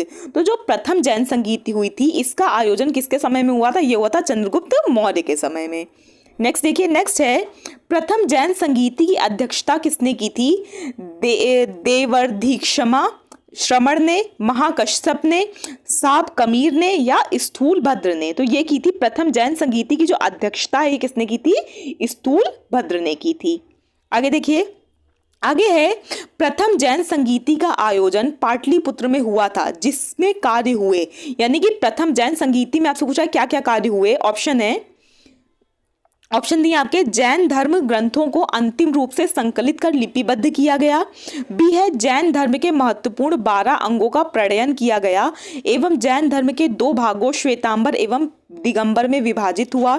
सी है, उपर्युक्त ए और बी दोनों, और डी है ना ही ए और ना ही बी। तो इसका आंसर बी होगा। ठीक है, क्या कि प्रथम जैन संगीति में क्या हुआ था? इसमें जैन धर्म के महत्वपूर्ण 12 अंगों का प्रणयन किया गया एवं जैन धर्म को 2 भागों श्वेतांबर और दिगंबर में विभाजन किया गया। ठीक है, इसका ऑप्शन बी। लास्ट क्वेश्चन देखिए जैन धर्म का। जैन धर्म के 12वें तीर्थंकर वसु पूज्य की जन्म स्थली है कौन सी? गया, पटना, चंपा या वैशाली? तो ये कौन सी है? ये है चंपा, ऑप्शन सी। ठीक है, यहाँ आपका जैन धर्म कंप्लीट होता है। आगे देखिए बौद्ध धर्म। ठीक है, अब क्या है? बौद्ध धर्म देखना है। पहला क्वेश्चन देखिए इसमें। पहला क्वेश्चन है, बौद्ध धर्म के संस्थापक गौतम बुद्ध ने गृह त्याग के उपरांत सर्वप्रथम गए थे उरुवेला यानी कि बोध गया, वैशाली के समीप अलार कलाम के आश्रम, सारनाथ या उपर्युक्त में से कोई नहीं। तो ये कहाँ गए थे? ये गए थे वैशाली के समीप अलार कलार के आश्रम में, ऑप्शन बी। नेक्स्ट देखिए आगे है आपका, गौतम बुद्ध को कहाँ कौंडिन्य और 5 ब्राह्मण मिले? उरुवेला बोधगया में, वैशाली में, पाटलिपुत्र में या सारनाथ में? तो ये मिले थे आपके उरुवेला बोधगया में। नेक्स्ट देखिए, नेक्स्ट है, गौतम बुद्ध को ज्ञान प्राप्त हुआ था बोधगया में, जभृंक ग्राम में, कुशीनारा में या सारनाथ में? तो इनको ज्ञान प्राप्त हुआ था आपका बोधगया में, ऑप्शन ए। नेक्स्ट है, गौतम बुद्ध को किस नदी के किनारे ज्ञान की प्राप्ति हुई थी? गंगा, निरंजना, गंडक या सोन? तो गौतम बुद्ध को ये हुई थी गंडक नदी के किनारे, ये होगा निरंजना नदी। ठीक है, इनको गौतम बुद्ध को निरंजना नदी के किनारे ज्ञान की प्राप्ति हुई थी। ठीक है, देखिए उन्हें ज्ञान की प्राप्ति बोध गया में निरंजना नदी के किनारे एक पीपल वृक्ष के नीचे हुई थी। ठीक है, किसके नीचे? पीपल वृक्ष के नीचे। नेक्स्ट क्वेश्चन देखिए, नेक्स्ट है, राजगृह में आयोजित प्रथम बौद्ध संगीति में कौन से कार्य हुए? बौद्ध धर्म को दो भागों यानी स्थविर और महासंघिक के रूप में विभाजित हुआ। बी है, बुद्ध की शिक्षाओं का संकलन सुत्त और विनय पिटक में हुआ। बौद्ध धर्म 2 भागों यानी कि हीनयान और महायान संप्रदायों में बटा। या डी, उपर्युक्त में से कोई नहीं। तो इसका जो सही आंसर है ये है, प्रथम बौद्ध संगीति में क्या हुआ था? इसमें बुद्ध की शिक्षाओं का संकलन सुत्त और विनय पिटक में हुआ था, ऑप्शन बी। देखिए प्रथम बौद्ध संगीति का आयोजन लगभग 483 ईस्वी पूर्व में हुआ था। नेक्स्ट क्वेश्चन देखिए, नेक्स्ट है, द्वितीय बौद्ध संगीति का आयोजन वैशाली में हुआ था। इसमें किए गए कार्य हैं कौन कौन से? बौद्ध धर्म 2 भागों स्थावीर और महासंघिक के रूप में विभाजित हुआ। बुद्ध की शिक्षाओं का संकलन सुत्त और विनय पिटक में हुआ। कुछ कठोर नियम बनाए गए और अभिधम्म पिटक का संकलन हुआ। या उपर्युक्त में से कोई नहीं। तो देखिए जो द्वितीय बौद्ध संगीति थी इसमें क्या हुआ था? इसमें बौद्ध धर्म को 2 भागों स्थावीर और महासंघिक के रूप में विभाजित किया गया था। ठीक है, ऑप्शन ए। नेक्स्ट देखिए, नेक्स्ट है, तृतीय बौद्ध संगीति का आयोजन पाटलिपुत्र में हुआ। इसमें किए गए कार्य थे कौन कौन से? बौद्ध धर्म को 2 भागों यानी हीनयान और महायान संप्रदायों में विभाजन। बी है, बुद्ध की शिक्षाओं का संकलन सुत्त और विनय पिटक में हुआ। सी है, बौद्ध धर्म का 2 भागों स्थावीर और महासंघिक के रूप में विभाजन हुआ। या डी, कुछ कठोर नियम बताए गए तथा अभिधम्म पिटक का संकलन हुआ। तो तृतीय बौद्ध संगीति में क्या हुआ था? इसमें हुआ था आपका ऑप्शन नंबर डी, कुछ कठोर नियम बताए गए तथा अभिधम्म पिटक का संकलन हुआ। ठीक है, देखिए तृतीय बौद्ध संगीति का आयोजन लगभग 251 ईस्वी पूर्व हुआ था। नेक्स्ट देखिए, नेक्स्ट क्वेश्चन है, निम्नलिखित में से किस नगर से महात्मा बुद्ध का घनिष्ठ संबंध रहा है? बोधगया, राजगीर, वैशाली या उपर्युक्त सभी? इसका आंसर है उपर्युक्त सभी, यानी कि जो बोधगया, राजगीर, वैशाली है तीनों ही जगहों से महात्मा बुद्ध का संबंध रहा है। नेक्स्ट देखिए, नेक्स्ट है, महात्मा बुद्ध ने पाटलिपुत्र के विनाश के कारणों की भविष्यवाणी की थी। उनमें सम्मिलित थी बाढ़, अग्नि, आंतरिक कलह या उपर्युक्त सभी? तो ये तीनों ही चीजें उसमें सम्मिलित थी। ठीक है, आंसर हो जाएगा डी, उपर्युक्त सभी। आगे देखिए, आगे है, बोधगया में महाबोधि मंदिर बनाया गया जहां गौतम बुद्ध पैदा हुए थे। गौतम बुद्ध को ज्ञान प्राप्त हुआ था। गौतम बुद्ध ने अपना प्रथम प्रवचन दिया था या गौतम बुद्ध की मृत्यु हुई थी? देखिए बोधगया में महाबोधि मंदिर वहां बनाया गया है जहां पर गौतम बुद्ध ने अपना पहला प्रवचन दिया था। बी, सी ऑप्शन, जो आपका बोधगया में महाबोधि जो मंदिर बनवाया गया है ये बनवाया गया है जहां गौतम बुद्ध को ज्ञान की प्राप्ति हुई थी। क्या हुआ था? महाबोधि मंदिर वहां बना है जहां पर गौतम बुद्ध को ज्ञान की प्राप्ति हुई थी। ऑप्शन नंबर बी हो जाएगा।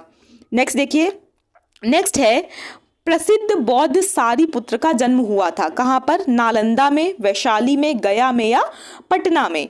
तो जो प्रसिद्ध बौद्ध सारीपुत्र का जन्म हुआ था ये हुआ था नालंदा में, ऑप्शन ए। इसी के साथ आपका बौद्ध धर्म ही कंप्लीट होता है। यहां से हम देखेंगे मगध साम्राज्य का उत्थान। क्या देखेंगे? मगध साम्राज्य का उत्थान देखेंगे हम। पहला क्वेश्चन देखिए, इसमें पहला क्वेश्चन है इसका, प्राचीन भारत में साम्राज्यवाद की शुरुआत और विकास का श्रेय दिया जाता है मगध को, कन्नौज को, वज्जी को या विदेह को? तो प्राचीन भारत में साम्राज्यवाद की शुरुआत और विकास का श्रेय दिया जाता है मगध को, ऑप्शन ए।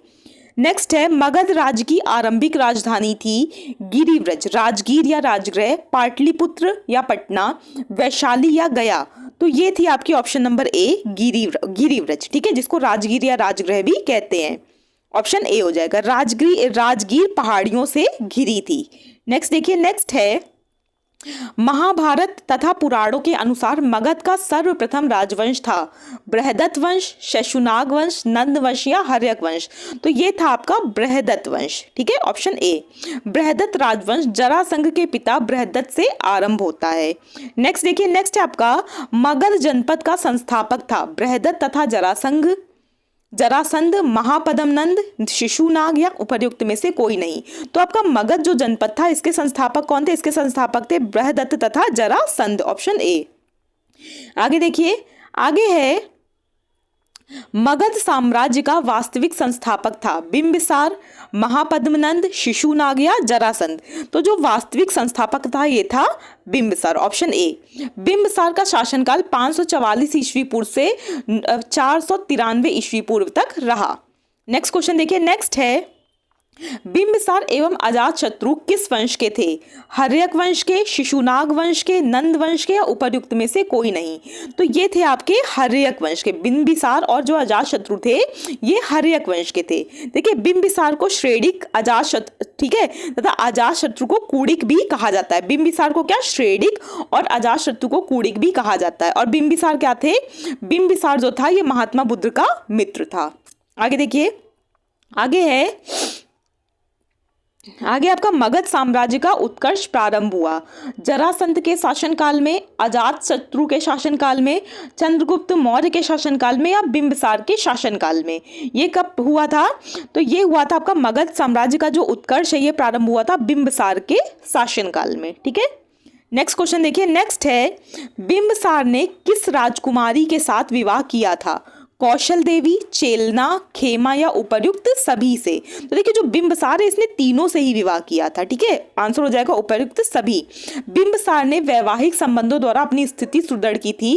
कौशल देवी कौशल की, खेमा पंजाब की तथा चेलना वज्जी संघ की राजकुमारी थी। आगे देखिए, आगे है, बिंबिसार ने बृहदत्त को पराजित कर कौन सा राज्य जीता था? अंग, कौशल, वज्जी या अवंती? तो बिंबिसार ने बृहदत्त को पराजित करके कौन सा राज्य जीता था? ये जीता था अंग राज्य, ऑप्शन ए हो जाएगा।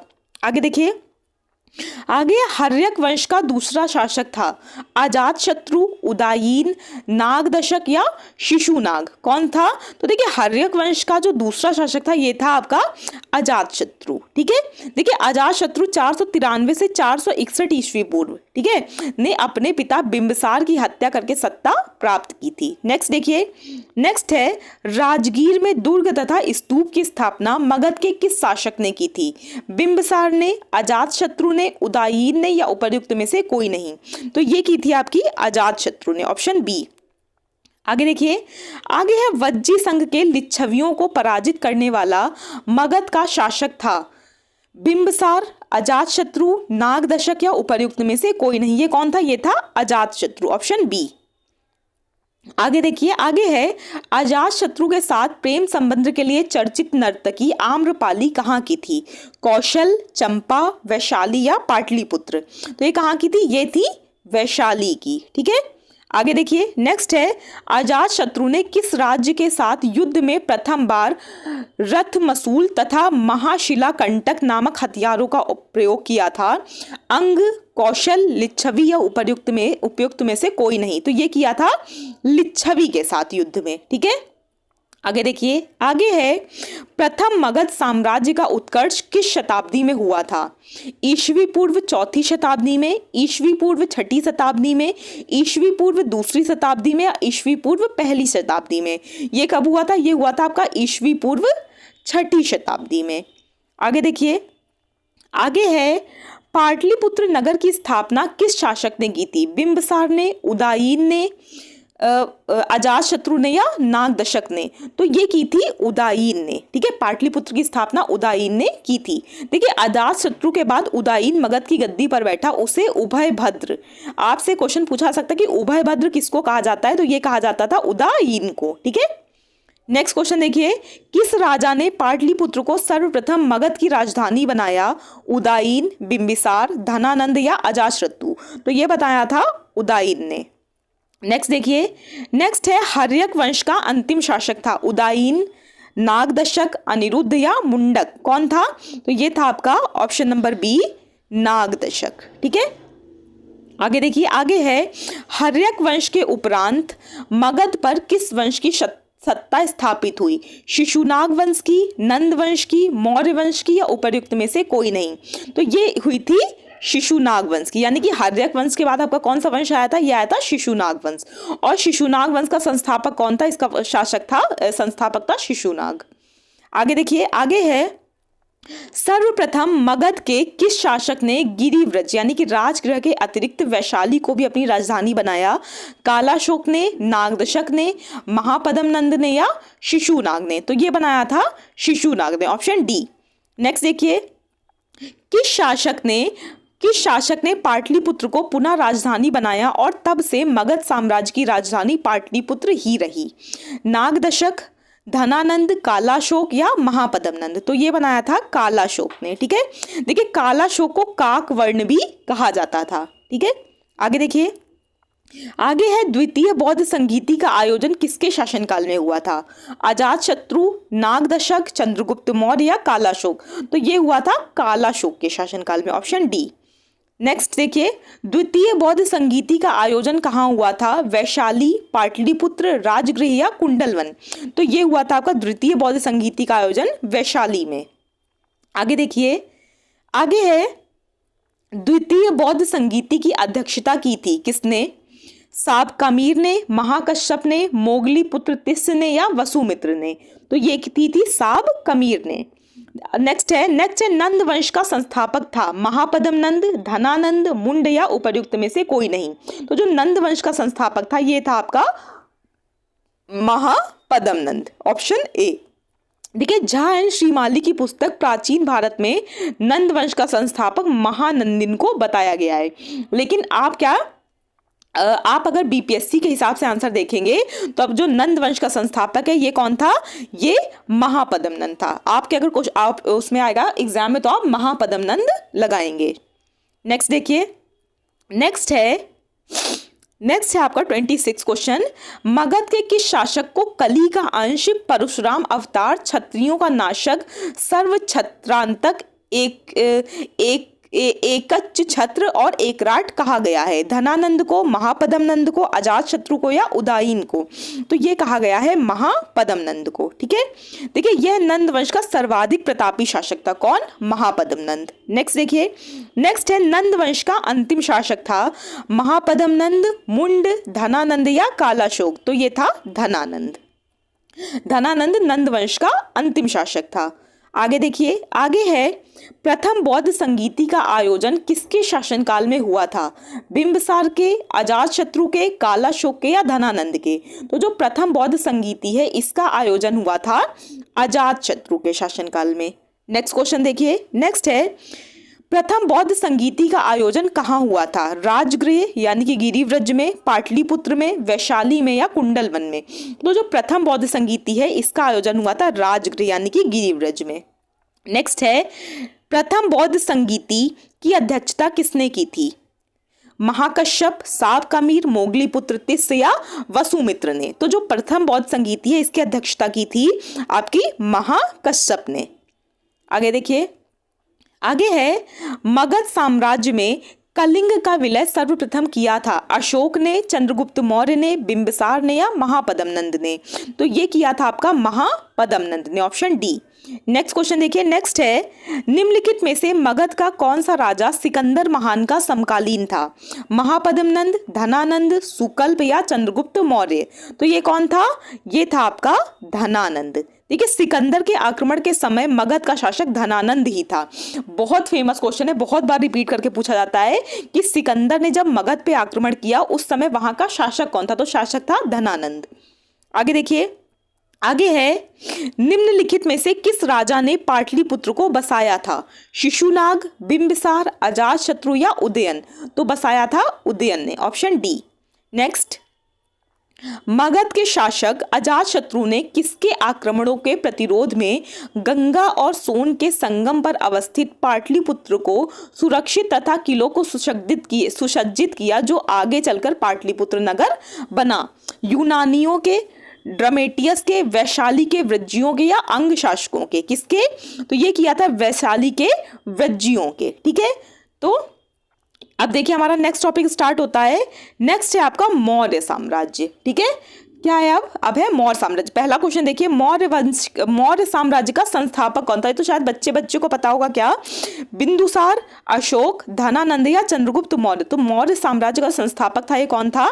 ये था आपका चंद्रगुप्त मौर्य। और किसकी सहायता से ये बना था संस्थापक? चाणक्य यानी कि कौटिल्य की मदद से। ठीक है, कौटिल्य का था, चंद्रगुप्त मौर्य का क्या था? वो उसका मतलब एक सलाहकार होते हैं ना, वो थे। आगे देखिए, आगे है मौर्य साम्राज्य की राजधानी थी राजगृह, पाटलिपुत्र, कन्नौज या वैशाली? तो ये थी पाटलिपुत्र। नेक्स्ट, चंद्रगुप्त मौर्य ने मगध की सत्ता किसकी सहायता से प्राप्त की थी? चाणक्य या विष्णुगुप्त, धनानंद, मेगस्थनीज या सेल्यूकस? तो किसकी सहायता से प्राप्त की थी? ये प्राप्त की थी चाणक्य यानी कि विष्णुगुप्त की सहायता से। नेक्स्ट देखिए, नेक्स्ट है मौर्य साम्राज्य की स्थापना हुई 351 ईस्वी पूर्व, 320 ईस्वी पूर्व, ठीक है, 320 ईस्वी में या उपर्युक्त में से कोई नहीं। तो जो मौर्य साम्राज्य इसकी स्थापना हुई थी 320 ईस्वी पूर्व। नेक्स्ट देखिए, यूनानी दूत मेगस्थनीज किसकी दरबार में पाटलिपुत्र आया था? अशोक महान, बिंदुसार, तीवर या चंद्रगुप्त मौर्य? तो ये आया था चंद्रगुप्त मौर्य के दरबार में। ठीक है, आगे देखिए, आगे है मेगस्थनीज का पाटलिपुत्र आगमन हुआ था 311 ईस्वी पूर्व में, 315 ईस्वी पूर्व में, 320 ईस्वी पूर्व में या 305 ईस्वी पूर्व में?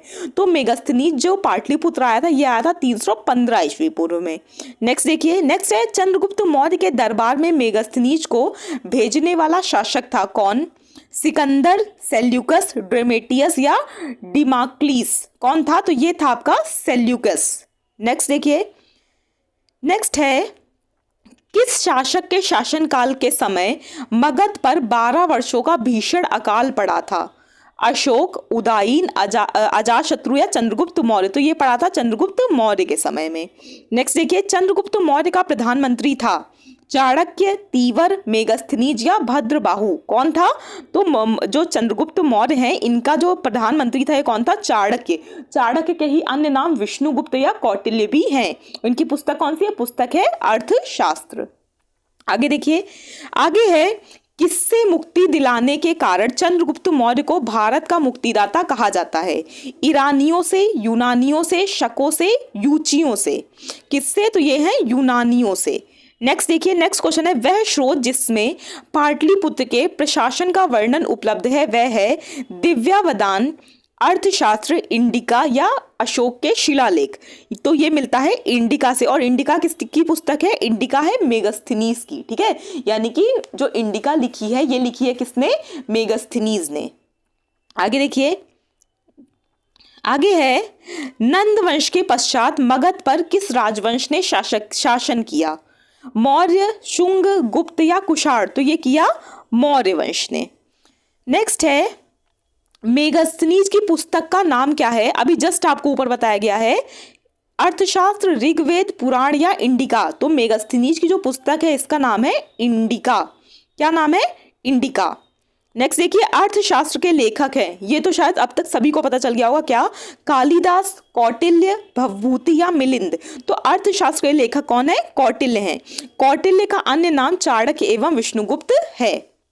आगे देखिए, आगे है, पाटलिपुत्र की शासन व्यवस्था का विस्तृत वर्णन किस विदेशी यात्री के वृत्तांत में मिलता है? स्ट्रैबो, फाहियान, मेगास्थनीज या युआन चांग। तो ये किसके मिलता है? ये मिलता है मेगास्थनीज के में। नेक्स्ट देखिए, चंद्रगुप्त मौर्य के उपरांत मौर्य साम्राज्य का शासक बना अशोक, बिंबिसार, तीवर या बिंदुसार। कौन बना चंद्रगुप्त मौर्य के बाद? ये बना था बिंदुसार, ऑप्शन डी। आगे देखिए, आगे है, किस मौर्य शासक के दरबार में आजीवक भविष्यवक्ता पिंगल वत्स रहता था? चंद्रगुप्त मौर्य, बिंदुसार, तीवर या अशोक। तो जो ये आपका पिंगल वत्स है, ये रहता था बिंदुसार के दरबार में। देखिए, पिंगल वत्स ने अशोक के बारे में भविष्यवाणी की थी कि वह महान राजा बनेगा। नेक्स्ट देखिए, नेक्स्ट है, अशोक द्वारा अपने पड़ोसियों के साथ मैत्रीपूर्ण संबंधों का उल्लेख मिलता है शाहबाजगढ़ी अभिलेख में, ब्रह्मगिरी अभिलेख में, शिलालेख 13 में या सोपारा अभिलेख में। तो ये कहाँ मिलता है? ये मिलता है शिलालेख 13 में। आगे देखिए, आगे है, तृतीय बौद्ध संगीति का आयोजन किसके शासनकाल में हुआ था? चंद्रगुप्त मौर्य, बिंदुसार, कनिष्क या अशोक। तो ये हुआ था अशोक के शासनकाल में। नेक्स्ट देखिए, नेक्स्ट है, तृतीय बौद्ध संगीति की अध्यक्षता किसने की थी? मोगलीपुत्र तिस्स, पिंगलवत्स, महाकश्यप या वसुमित्र। तो ये की थी आपकी मोगलीपुत्र तिस्स ने। नेक्स्ट क्वेश्चन देखिए, नेक्स्ट 21, तृतीय बौद्ध संगीति का आयोजन कहाँ हुआ था? राजगृह, वैशाली, कुंडलवन या पाटलिपुत्र। तो ये हुआ था पाटलिपुत्र में, ऑप्शन डी।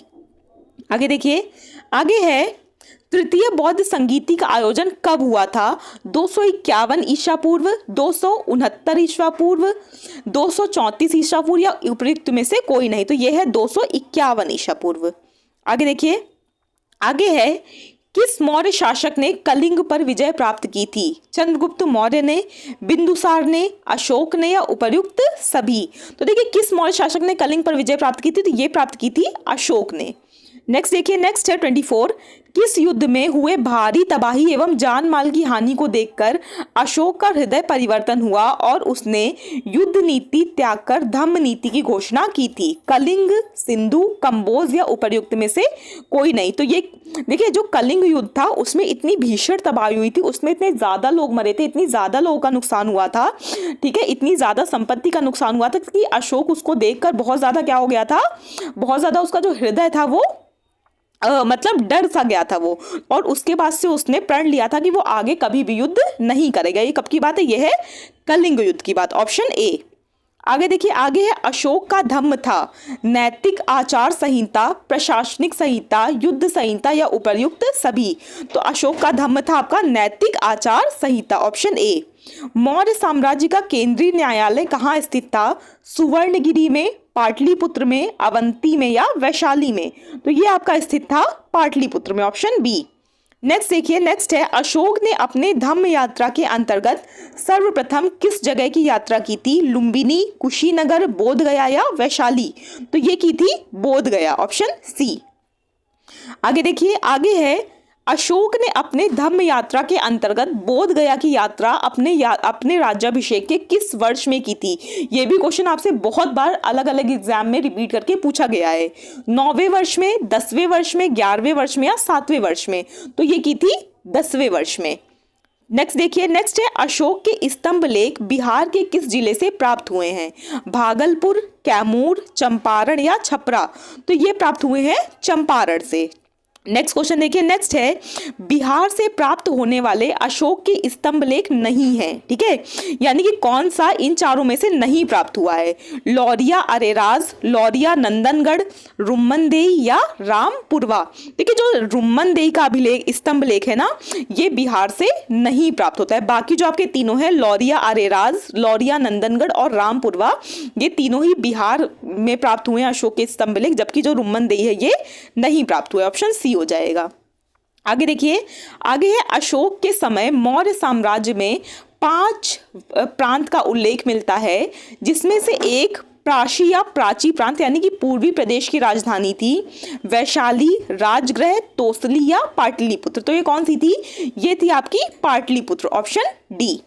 नेक्स्ट क्वेश्चन है, नेक्स्ट है पाटलिपुत्र में स्थित चंद्रगुप्त का महल मुख्यतः बना था किससे? ईंटों से, पत्थरों से, लकड़ियों से या मिट्टी से? तो जो चंद्रगुप्त का महल था ये पूरी तरह से लकड़ियों से बना था। ऑप्शन सी हो जाएगा।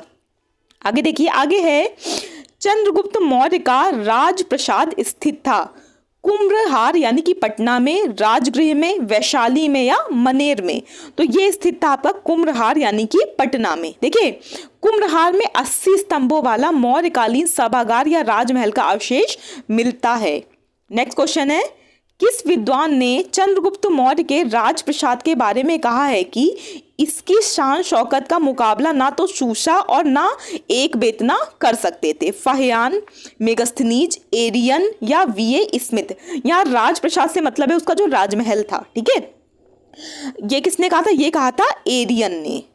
आगे देखिए, आगे है चंद्रगुप्त मौर्य के राजप्रसाद के बारे में किसने कहा है कि यह प्रसाद मानव कृति नहीं वरन देवों द्वारा निर्मित है? देखिए क्या हुआ था, जब चंद्रगुप्त मौर्य के राजमहल में पहुंचा, जब उसके दरबार में पहुंचा तो वो इतना भव्य था, इतना ज्यादा आलीशान था कि उसको भरोसा नहीं हो रहा था कि ये मानवों द्वारा बनाया जा सकता है। उसको लग रहा था ये कोई ऐसी चीज है जो देवताओं ने स्वयं चंद्रगुप्त मौर्य को प्रदान की है, ठीक है। ऑप्शन बी हो जाएगा। नेक्स्ट है, किस शासक ने गया के निकट बराबर की पहाड़ियों में आजीविकों के लिए गुफाओं का निर्माण कराया था? चंद्रगुप्त मौर्य, दशरथ, अशोक या बिंदुसार? तो ये कराया था अशोक ने। Option C. देखिए ये 4 गुफा थे, सुदामा, विश्व झोपड़ी, चौपाड़ तथा कर्ण। आगे देखिए, आगे है गया के समीप नागार्जुनी की पहाड़ियों में प्रसिद्ध गोपी गुफा का निर्माण करवाया था अशोक ने, चंद्रगुप्त ने, बिंदुसार ने या दशरथ ने?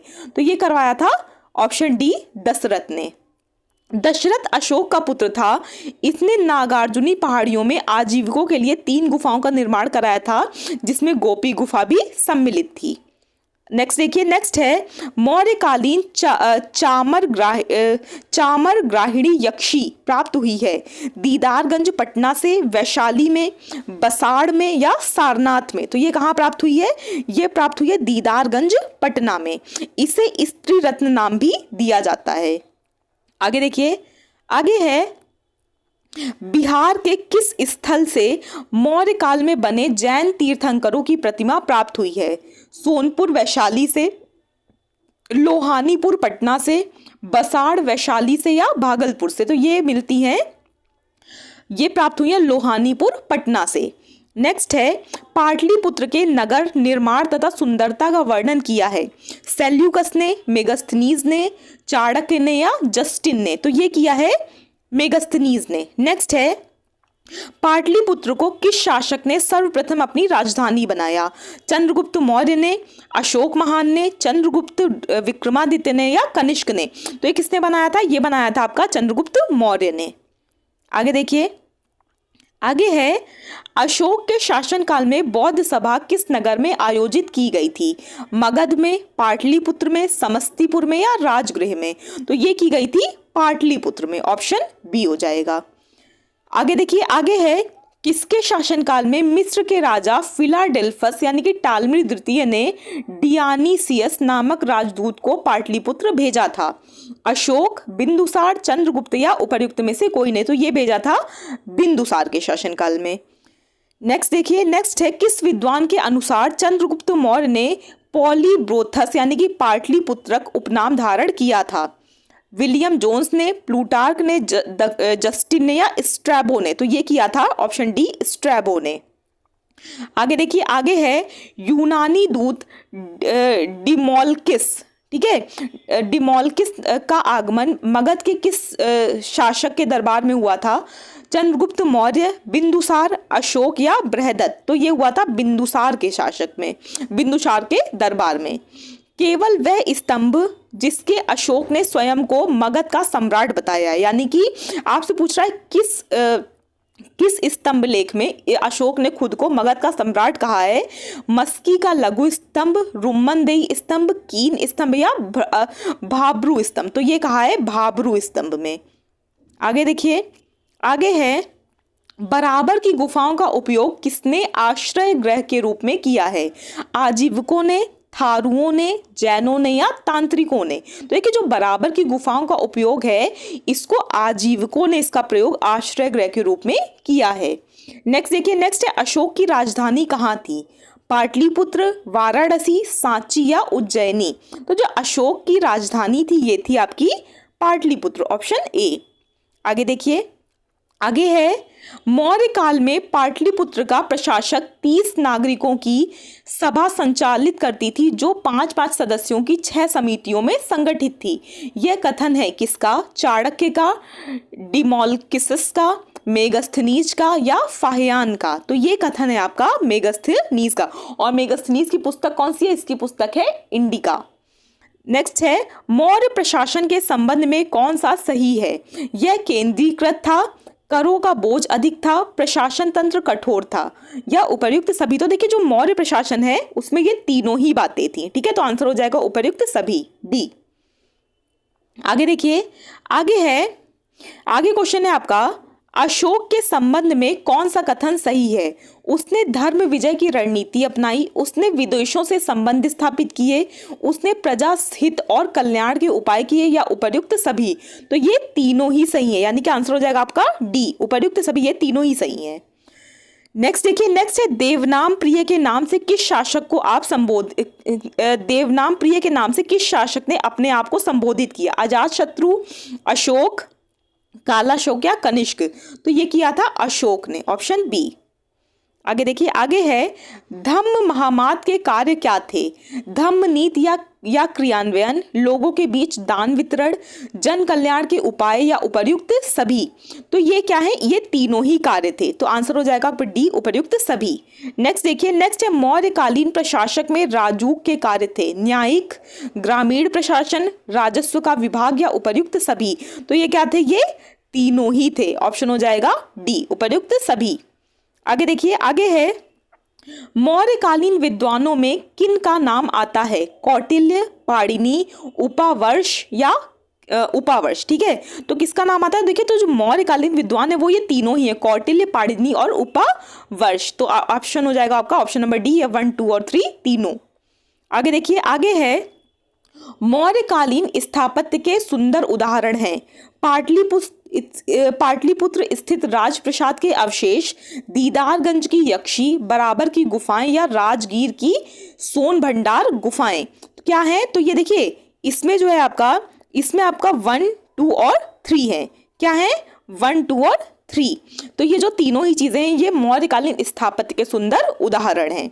आगे देखिए, आगे है अशोक की धम्म नीति की जानकारी मिलती है द्वितीय स्तंभ लेख से, 7वें स्तंभ लेख से, द्वादश स्तंभ लेख से या उपर्युक्त सभी से? देखिए जो अशोक की धम्म नीति है इसकी जानकारी इन तीनों से ही मिलती है, ऑप्शन हो जाएगा डी, उपर्युक्त सभी।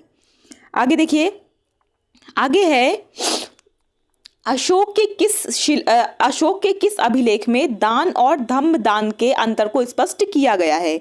द्वितीय स्तंभ लेख में, 7वें शिलालेख में, 9वें शिलालेख में या द्वादश शिलालेख में? तो ये किया गया है 9वें शिलालेख में, ऑप्शन सी। आगे देखिए, मौर्य साम्राज्य के पतन में कौन सा कारण शामिल नहीं है? विदेशी आक्रमण, अयोग्य शासक, आर्थिक संकट या प्रांतीय विद्रोह? तो क्या शामिल नहीं है? तो इसमें आर्थिक संकट शामिल नहीं है। जो मौर्य साम्राज्य के जो पतन था, जिस वजह से मौर्य साम्राज्य खत्म हुआ, उसमें विदेशी आक्रमण भी उसका कारण है, अयोग्य शासक भी कारण है, प्रांतीय विद्रोह भी कारण, लेकिन आर्थिक संकट इसका कारण नहीं है, ठीक है। ऑप्शन सी हो जाएगा। इसके बाद देखिए मौर्य, आपका जो मौर्य साम्राज्य था ये हो चुका है। अब मौर्योत्तर बिहार, यानी कि मौर्य वंश के बाद जो शासक थे, मौर्य वंश के बाद जो इतिहास है बिहार का, आपको यहाँ से वो पढ़ना है, ठीक है। देखिए मौर्योत्तर बिहार में पहला क्वेश्चन देखिए, इसका पहला है मौर्य साम्राज्य के उपरांत मगध पर किस वंश का शासन स्थापित हुआ? कण्व वंश का, शुंग वंश का, सातवाहन वंश का या शक वंश का? तो ये स्थापित हुआ था शुंग वंश का। किसका? ऑप्शन बी, शुंग वंश का। शुंग वंश का जो शासन काल है ये 185 ईस्वी पूर्व से 75 ईस्वी पूर्व तक चला। नेक्स्ट देखिए, नेक्स्ट है शुंग वंश का संस्थापक था पुष्यमित्र शुंग, बृहदत्त, वसुमित्र या देवभूमि? तो कौन था? पुष्यमित्र का जो शुंग वंश का जो संस्थापक था ये था पुष्यमित्र शुंग, ठीक है। देखिए, पुष्यमित्र का शासनकाल 185 ईस्वी पूर्व से 149 ईस्वी पूर्व तक रहा। आगे देखिए, आगे है, किस शुंग शासक ने पाटलिपुत्र में स्थित कुक्कुटराम विहार को 3 बार नष्ट करवाने का प्रयत्न किया? वसु ज्येष्ठ ने, अग्निमित्र ने, पुष्यमित्र ने या देवभूति ने? तो ये किया था आपका पुष्यमित्र ने, ऑप्शन सी। देखिए, पुष्यमित्र ने ब्राह्मण धर्म को पुनरुद्धार और बौद्धों के साथ उत्पीड़क और आक्रामक व्यवहार किया। नेक्स्ट क्वेश्चन देखिए, नेक्स्ट है, पाटलिपुत्र पर यवन ड्रमेटियस का आक्रमण किस वंश के शासन के समय हुआ था? कण्व वंश, मौर्य वंश, नंद वंश या सुंग वंश? ये हुआ था सुंग वंश के समय में, ठीक है। नेक्स्ट देखिए, नेक्स्ट क्वेश्चन है, पाटलिपुत्र पर ड्रमेटियस का आक्रमण हुआ था 185 ईस्वी पूर्व, 158 ईस्वी पूर्व, 158 ईस्वी में या 185 ईस्वी में? तो ये हुआ था ड्रमेटियस का आक्रमण 185 ईस्वी पूर्व, ऑप्शन ए। नेक्स्ट देखिए, नेक्स्ट है, मगध में प्रथम ब्राह्मण राज्य स्थापित किया था किसने? देवभूति ने, अग्निमित्र ने, पुष्यमित्र ने या वसुदेव ने? तो ये किसने किया था? ये किया था पुष्यमित्र ने, ऑप्शन सी। 7th देखिए, शुंग वंश के पतन के बाद मगध पर किस वंश का शासन स्थापित हुआ? कुषाण वंश का, लिच्छवी का, कण्व वंश का या गुप्त वंश का? तो ये स्थापित हुआ था शुंग वंश के पतन के बाद कण्व वंश का। कण्व वंश का शासन 75 ईस्वी पूर्व से 30 ईस्वी पूर्व तक रहा। नेक्स्ट देखिए, नेक्स्ट है, कण्व वंश का संस्थापक था कौन? देवभूति, पुष्यमित्र, अग्निमित्र या वसुदेव? तो कण्व वंश का जो संस्थापक था ये था आपका वसुदेव, ऑप्शन डी। देखिए, शुंग वंश का अंतिम शासक देवभूति की हत्या कर उसके सचिव वसुदेव ने मगध में कण्व वंश की नींव डाली थी, ठीक है। नेक्स्ट देखिए, नेक्स्ट है, कण्व वंश की संस्था स्थापित की किसने? कण्व वंश की संस्था किसने स्थापित की थी? आंध्र सातवाहनों ने, गुप्तों ने, कुषाणों ने या उपर्युक्त में से कोई नहीं? तो कण्व वंश की जो सत्ता थी ये स्थापित की थी आंध्र सातवाहनों ने। नेक्स्ट क्वेश्चन देखिए, नेक्स्ट है, कण्व वंश के उपरांत पाटलिपुत्र पर कुछ समय के लिए किस वंश के राजाओं ने शासन किया? शूद्र वंश ने, मित्र वंश ने, ये शुंग है, ठीक है, शुंग। वाकाटक वंश ने या गोत्र वंश ने? तो ये किया था मित्र वंश ने। नेक्स्ट देखिए, नेक्स्ट है, शुंग कला के उत्कृष्ट नमूने बिहार के किस स्थान से प्राप्त होते हैं?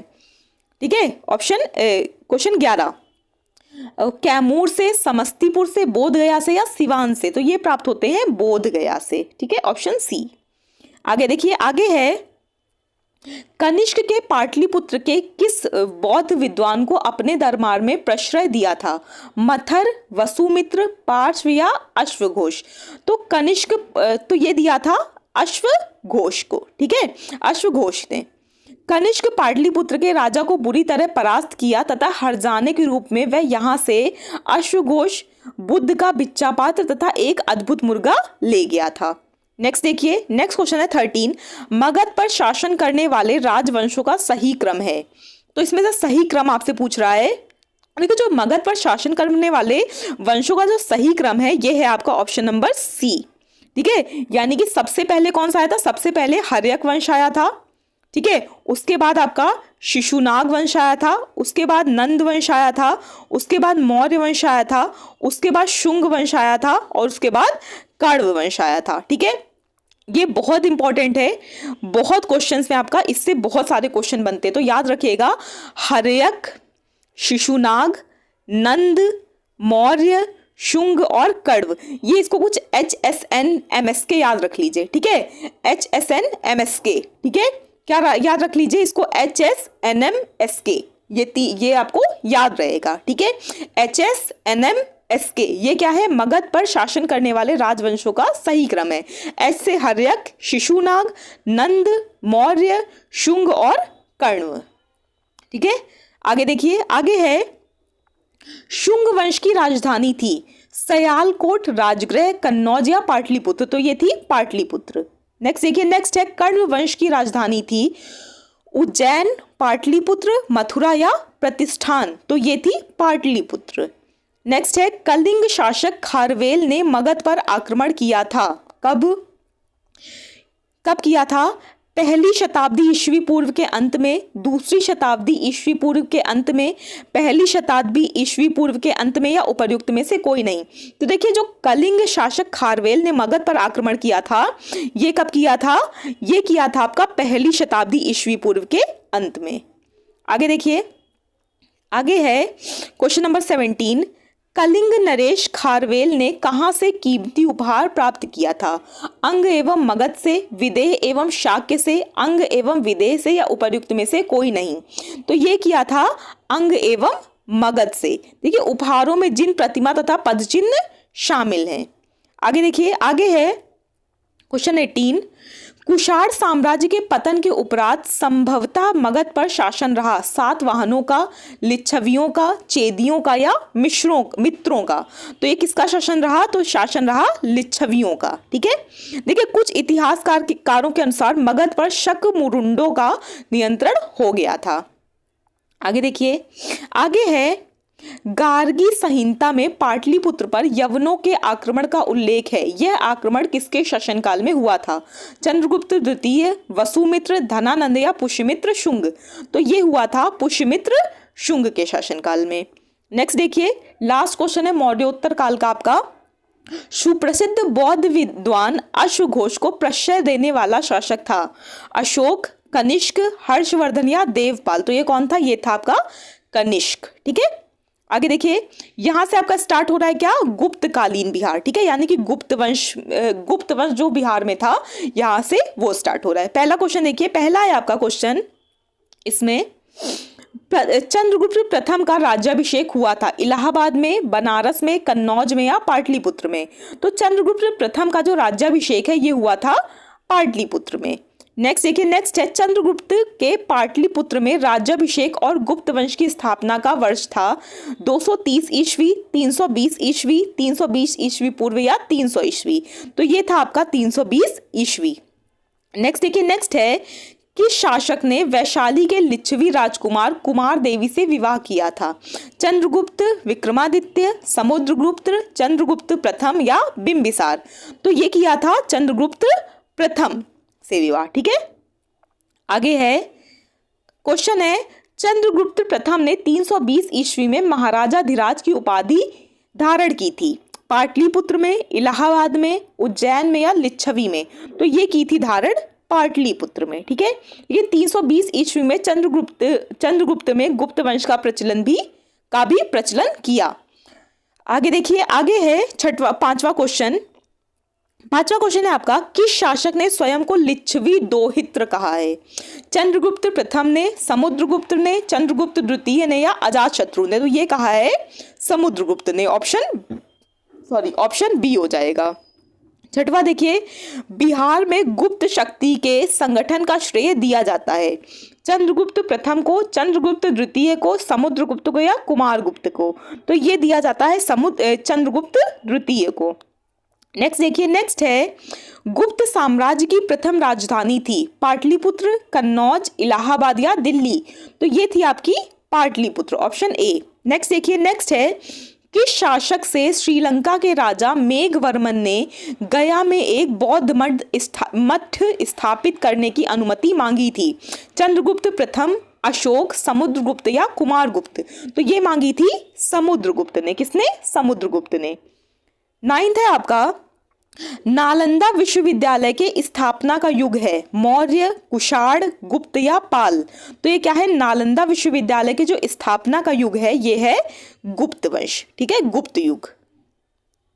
आगे देखिए, आगे है नालंदा विश्वविद्यालय का संस्थापक था चंद्रगुप्त, विक्रमादित्य, रामगुप्त, स्कंदगुप्त, या कुमारगुप्त। तो ये था कुमारगुप्त, ऑप्शन डी। बोध गया, नेक्स्ट है बोध गया के महाबोधि मंदिर की स्थापना हुई थी मौर्य काल में, पाल वंश में, गुप्त काल में, या हर्यक वंश के शासन काल में। तो ये हुई थी गुप्त काल में, ऑप्शन सी।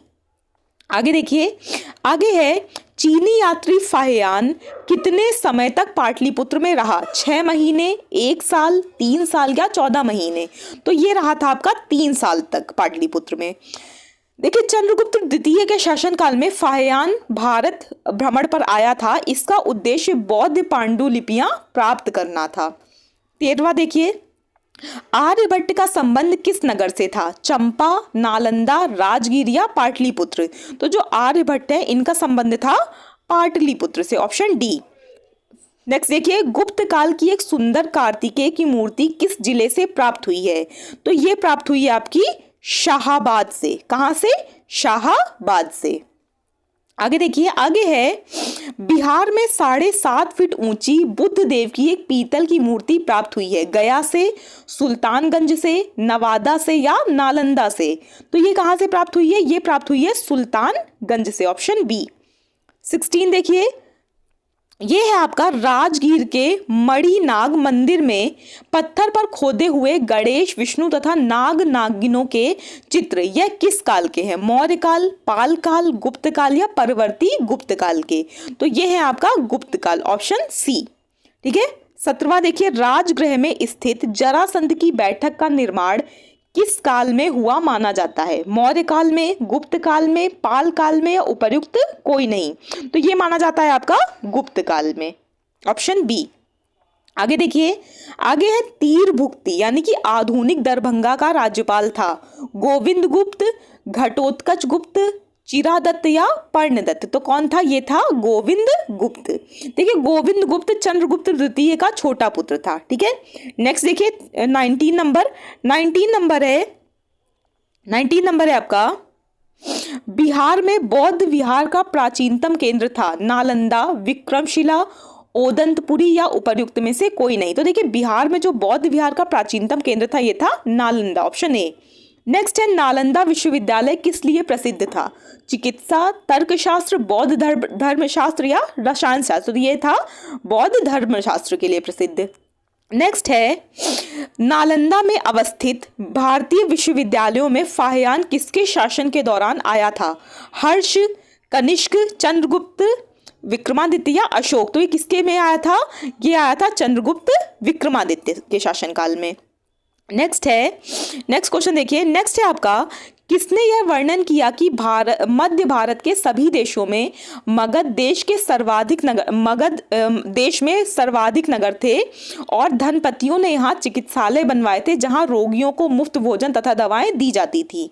हेनसांग ने, मेगस्थनीज ने, फाहियान ने या इत्सिंग ने? तो ये वर्णन है फाहियान का, ऑप्शन सी। नेक्स्ट क्वेश्चन देखिए, नेक्स्ट है, गुप्त संवत का आरंभ होता है 302 ईस्वी से, 312 ईस्वी में, 320 ईस्वी में या 322 ईस्वी में? तो ये होता है 320 ईस्वी में, ऑप्शन सी हो जाएगा। आगे देखिए, आगे है, निम्नलिखित शासकों में किसे भारत का नेपोलियन कहा जाता है? चंद्रगुप्त मौर्य, चंद्रगुप्त प्रथम, समुद्रगुप्त या चंद्रगुप्त सेकंड यानी कि विक्रमादित्य को? तो ये कहा जाता है समुद्रगुप्त को, ऑप्शन सी। नेक्स्ट है, सौराष्ट्र और मालवा क्षेत्र की विजय किस गुप्त शासक ने की थी? चंद्रगुप्त प्रथम ने, समुद्रगुप्त ने, चंद्रगुप्त द्वितीय विक्रमादित्य ने या स्कंदगुप्त ने? तो ये की थी विजय सौराष्ट्र और मालवा की चंद्रगुप्त द्वितीय विक्रमादित्य ने। आगे देखिए, आगे है, प्रयाग प्रशस्ति का रचयिता कौन था? विष्णुसेन, हरिसेन, चंद्रसेन या उपर्युक्त में से कोई नहीं? तो जो प्रयाग प्रशस्ति है इसका रचयिता था हरिसेन। नेक्स्ट देखिए, नेक्स्ट है, किस गुप्त सम्राट ने दक्षिण भारत में सफल सैनिक अभियान किए? चंद्रगुप्त प्रथम ने, समुद्रगुप्त ने, चंद्रगुप्त द्वितीय विक्रमादित्य ने या स्कंदगुप्त ने? तो ये किए थे समुद्रगुप्त ने। ठीक है। आगे देखिए, आगे है, प्रयाग प्रशस्ति में किस सम्राट के विजय अभियानों की चर्चा है?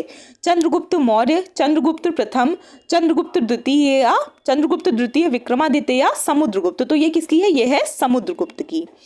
नेक्स्ट क्वेश्चन देखिए, नेक्स्ट है, गुप्त साम्राज्य के पतन के कारण थे हूणों के आक्रमण, प्रशासन का सामंती स्वरूप, कमजोर शासक या आर्थिक संकट? तो देखिए, ये जो पहले 3 कारण यानी कि हूणों का आक्रमण, प्रशासन का सामंती स्वरूप और कमजोर शासक, ये 3 कारण थे किसके?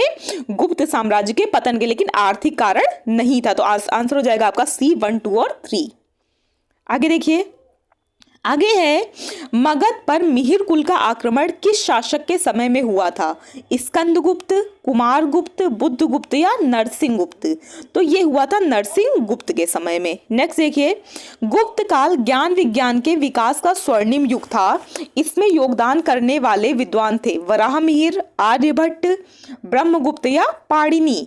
तो इसमें जो योगदान करने वाले जो आपके विद्वान है वो है आपके ऑप्शन ए, बी और सी। ठीक है, कौन कौन से? वराहमिहिर, आर्यभट्ट और ब्रह्मगुप्त। ऑप्शन हो जाएगा सी 1, 2 और 3। आगे देखिए, आगे है, यहां से आपका स्टार्ट हो रहा है क्या? मगध के परवर्ती गुप्त शासक। ठीक है, अब तक आपने गुप्त वंश को देखा था, अब क्या है? मगध के परवर्ती गुप्त शासक है यहां से।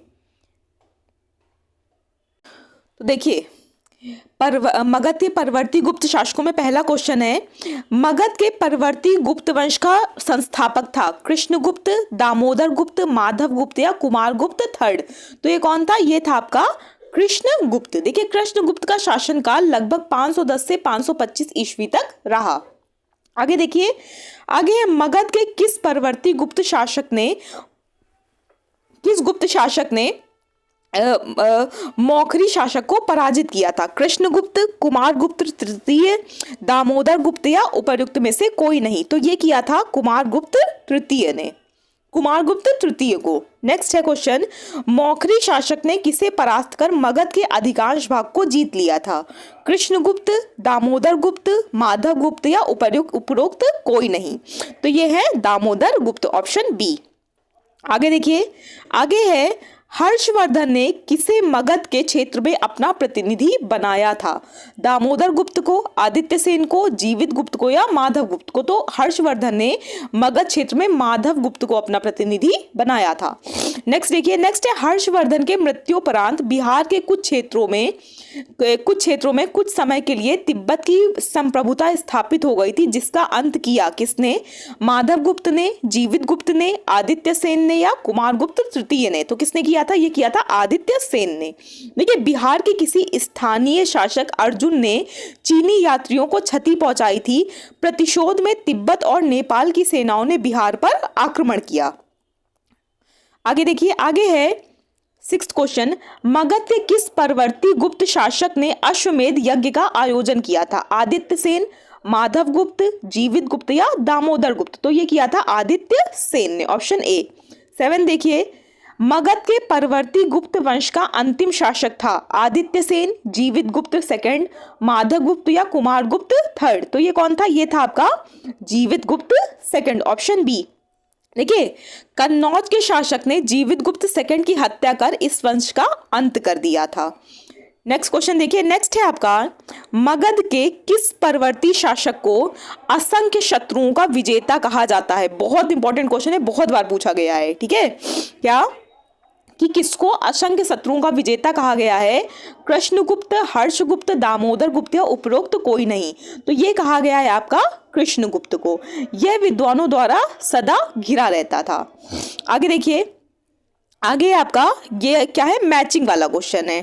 ठीक है, क्या है ये मैचिंग वाला आपका क्वेश्चन है। ठीक है, देखिए इसमें क्या है, इसमें एक तरफ आपके शासक दिए हैं और दूसरी तरफ उपाधि दी है। ठीक है, तो देखिए आपका जो क्या है, ये है आपका, एक सेकंड, ये एक में सेट नहीं हो पा रहा है एक स्क्रीन में आपका। चलिए ऐसे ही देखते हैं।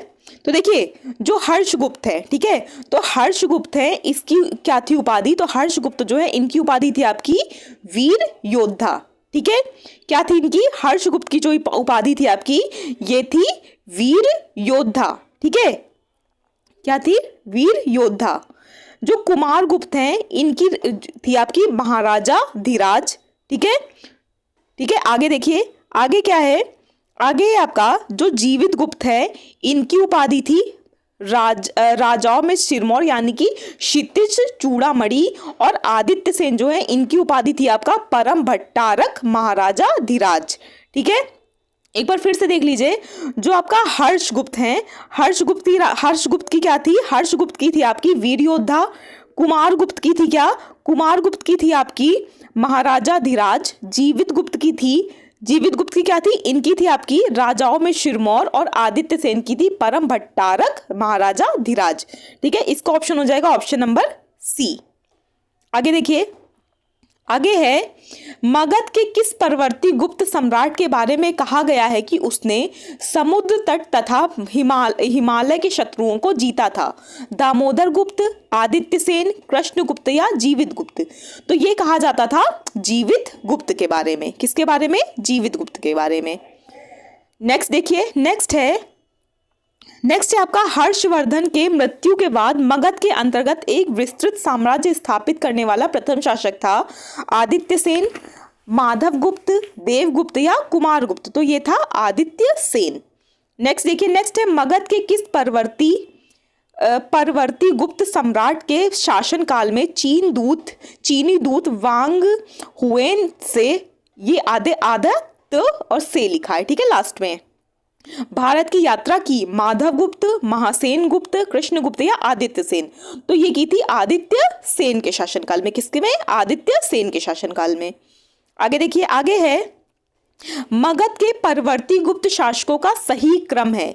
तो सही क्रम क्या है? मगध के जो परवर्ती गुप्त शासक है उनका, तो इनका सही क्रम है ये ऑप्शन बी। ठीक है, सबसे पहले क्या था? सबसे पहले कृष्ण गुप्त, उसके बाद हर्ष गुप्त, उसके बाद जीवित गुप्त, उसके बाद कुमार गुप्त के बाद दामोदर गुप्त, उनके बाद महासेन गुप्त, देवगुप्त, उसके बाद देवगुप्त के बाद माधव गुप्त, और सबसे लास्ट में आदित्य सेन। देखिए, सबसे इंपॉर्टेंट क्या होता है? सबसे पहले मतलब पहला और आखिरी सबसे इंपॉर्टेंट है। ठीक है, तो क्या है? पहला कौन सा है आपका? कुमार गुप्त है, और आखिरी कौन सा है? आखिरी है आदित्य सेन। एक बार फिर से ये जो आपका है ना, इसका चाहे आप स्क्रीनशॉट ले लीजिए और इसको लाइन से लिख लीजिए। कुमार गुप्त, हर्ष गुप्त, जीवित गुप्त, कुमार गुप्त, ठीक है, सॉरी, पहला कृष्ण गुप्त है, कृष्ण गुप्त, हर्ष गुप्त, जीवित गुप्त, कुमार गुप्त, दामोदर गुप्त, महासेन गुप्त, देवगुप्त, माधव गुप्त और आदित्य सेन, ऑप्शन बी। ये क्या है? मगध के परवर्ती गुप्त शासकों का सही क्रम है। अब देखिए, यहां से क्या स्टार्ट होता है? यहां से स्टार्ट होता है गुप्तोत्तर युग और बिहार। ठीक है, यानी कि गुप्तोत्तर युग में, बिहार में गुप्तोत्तर युग में क्या क्या हुआ था? देखिए, इसमें है, चीनी यात्री इत्सिंग बिहार का भ्रमण किया लगभग 405 ईस्वी में, 635 ईस्वी में, 673 ईस्वी में, या उपर्युक्त में से कोई नहीं। देखिए, तो इसका है 673 ईस्वी में। इत्सिंग ने लगभग 675 ईस्वी से लगातार 10 वर्षों तक नालंदा विश्वविद्यालय में शिक्षा प्राप्त की थी। ठीक है, आगे देखिए, आगे है, हर्षवर्धन के समय में बिहार राज्य में कौन सा विश्वविद्यालय प्रसिद्ध था? चंपारण, गया, पटना या नालंदा? तो ये कौन सा है? तो ये प्रसिद्ध था नालंदा, ऑप्शन डी। आगे देखिए, आगे है, चीनी यात्री हेनसांग ने किस विश्वविद्यालय में अध्ययन किया था? तक्षशिला, विक्रमशिला, मगध या नालंदा? तो जो चीनी यात्री हेनसांग है, इसने नालंदा में अध्ययन किया था। ठीक है, देखिए, हेनसांग ने नालंदा विश्वविद्यालय में 665 से 640 यानी कि 5 वर्षों तक अध्ययन किया था। नेक्स्ट देखिए, नेक्स्ट है, हेनसांग ने पाटलिपुत्र की यात्रा किस वर्ष की थी? 635 में, 636 में, 637 में या 638 में? तो हेनसांग ने पाटलिपुत्र की यात्रा की थी 635 में, सन 635 में। आगे देखिए, आगे है, बोध गया के महाबोधि वृक्ष को क्षति पहुंचाने वाला शासक था कौन? ग्रहवर्मन, हर्षवर्धन, शशांक या राजवर्धन? तो ये कौन था? ये था आपका ऑप्शन नंबर सी, शशांक। देखिए, शशांक बंगाल का शासक था जो क्रूर एवं धर्मार्ध था। ठीक है, ऑप्शन आपका हो जाएगा सी। नेक्स्ट है आपका पालकालीन बिहार। अब देखिए, पालकालीन बिहार में पहला क्वेश्चन देखिए, इसमें है, ओदंतपुर शिक्षा केंद्र निम्न में से किस राज्य में अवस्थित था? ये था बंगाल, बिहार, तमिलनाडु या गुजरात में? तो ये कहाँ था? ये था बिहार। देखिए, ऑब्वियस है कि हम बिहार का इतिहास पढ़ रहे हैं, तो ये कहाँ होगा? बिहार में ही होगा। आगे देखिए, आगे है, आगे क्वेश्चन है आपका, पाल वंश के संस्थापक थे धर्मपाल, गोपाल, देवपाल या उपरोक्त में से कोई नहीं। तो देखिए जो पाल वंश है इसका संस्थापक था आपका गोपाल। गोपाल का शासनकाल 750 से 770 ईस्वी तक रहा। नेक्स्ट क्वेश्चन देखिए, नेक्स्ट है विक्रमशिला विश्वविद्यालय का संस्थापक था धर्मपाल, देवपाल, गोपाल या महीपाल। तो इसका संस्थापक कौन था विक्रमशिला विश्वविद्यालय का? ये था धर्मपाल, ऑप्शन ए। धर्मपाल का शासनकाल 770 से 810 तक था। आगे देखिए, आगे है विक्रमशिला विश्वविद्यालय की स्थापना किस वंश के शासक ने किया था? गुप्त वंश, मौर्य वंश, पाल वंश या परवर्ती गुप्त वंश। तो ये किया था आपका पाल वंश। आगे देखिए, आगे आधुनिक बिहार के किस जिले में विक्रमशिला विश्वविद्यालय स्थित था? नालंदा, पटना, गया या भागलपुर। तो ये था आपका भागलपुर में। ठीक है, कहाँ था? भागलपुर में। ये भागलपुर जो है पाठर घाट में स्थित था। आगे देखिए, आगे है नालंदा विश्वविद्यालय को आर्थिक अनुदान देने वाला शासक था हर्ष, धर्मपाल एवं देवपाल, हर्ष एवं धर्मपाल, हर्ष एवं देवपाल या धर्मपाल एवं देवपाल। तो ये कौन थे? तो ये थे आपके हर्ष, धर्मपाल एवं देवपाल, ऑप्शन ए। नेक्स्ट देखिए, नेक्स्ट है मुंगेर बिहार को अपनी राजधानी बनाने वाला पाल शासक था धर्मपाल, देवपाल, गोपाल या रामपाल। तो ये कौन था? ये था देवपाल। आगे देखिए, आगे है पाल शासकों द्वारा बौद्ध धर्म के किस संप्रदाय को विशेष प्रोत्साहन दिया गया? महायान, हीनयान, वज्रयान या उपर्युक्त सभी। तो ये दिया गया था महायान को। नेक्स्ट देखिए, किस शासक के काल में शैलेंद्र वंश के शासक ने नालंदा में एक बौद्ध मठ का स्थापना करवाया था? धर्मपाल, गोपाल, देवपाल या महीपाल। तो ये करवाई थी देवपाल ने, ऑप्शन सी हो जाएगा। आगे देखिए, आगे है इसके लिए देवपाल ने 5 गांव दान स्वरूप दिए थे। ठीक है, क्या किया था?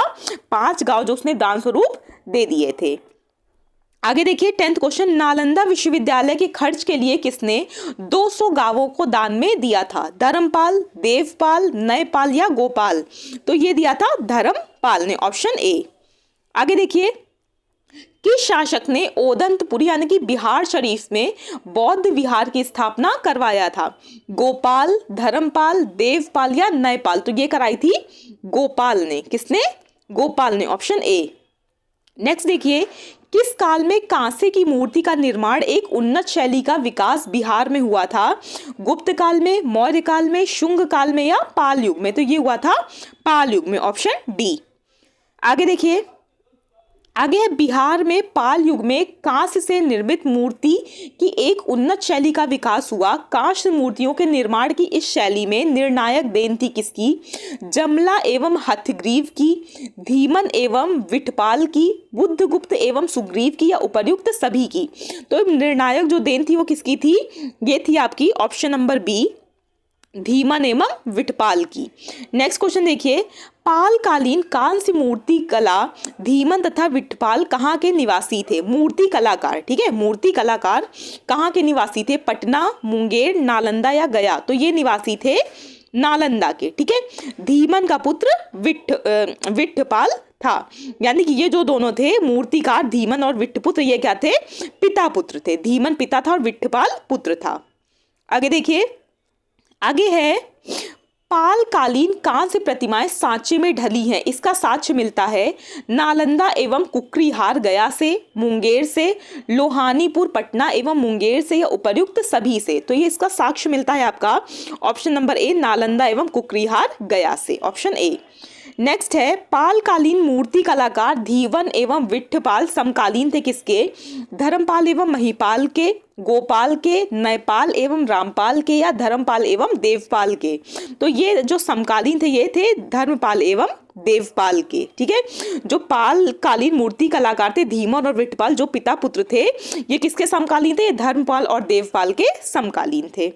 आगे देखिए, आगे है चित्रित पांडुलिपि अष्ट सहस्रिक, प्रज्ञा परमित और पंचरच किस युग के हैं?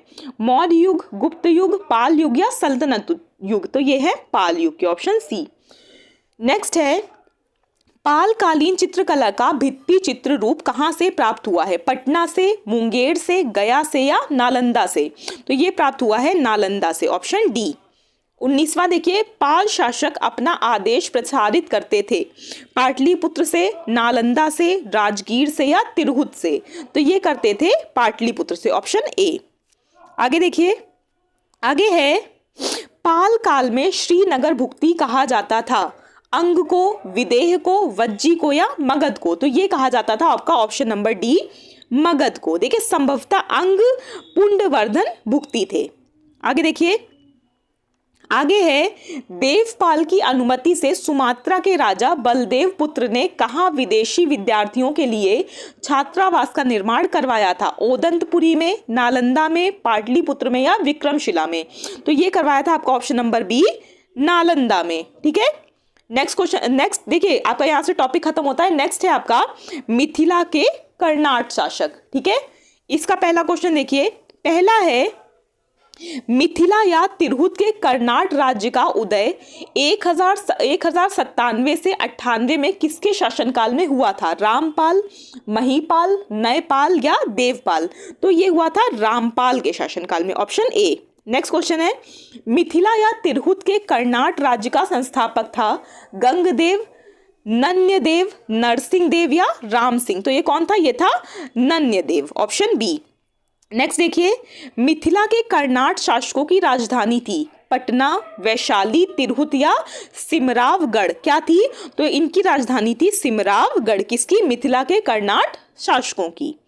आगे देखिए, आगे है, कर्नाट वंश का अंतिम शासक था शिव सिंह, हरि सिंह, कीर्ति सिंह या महेश सिंह। तो जो कर्नाट वंश है इसका आपका अंतिम शासक कौन था? अंतिम शासक था इसका हरि सिंह। नेक्स्ट देखिए, नेक्स्ट है, कर्नाट वंश का पूर्णता अंत हुआ कब? 1378 ईस्वी में, 1275 ईस्वी में, 1401 ईस्वी में या 1210 ईस्वी में। तो इसका पूर्णता अंत हो गया था कर्नाट वंश का 1378 ईस्वी में। ठीक है, ऑप्शन ए।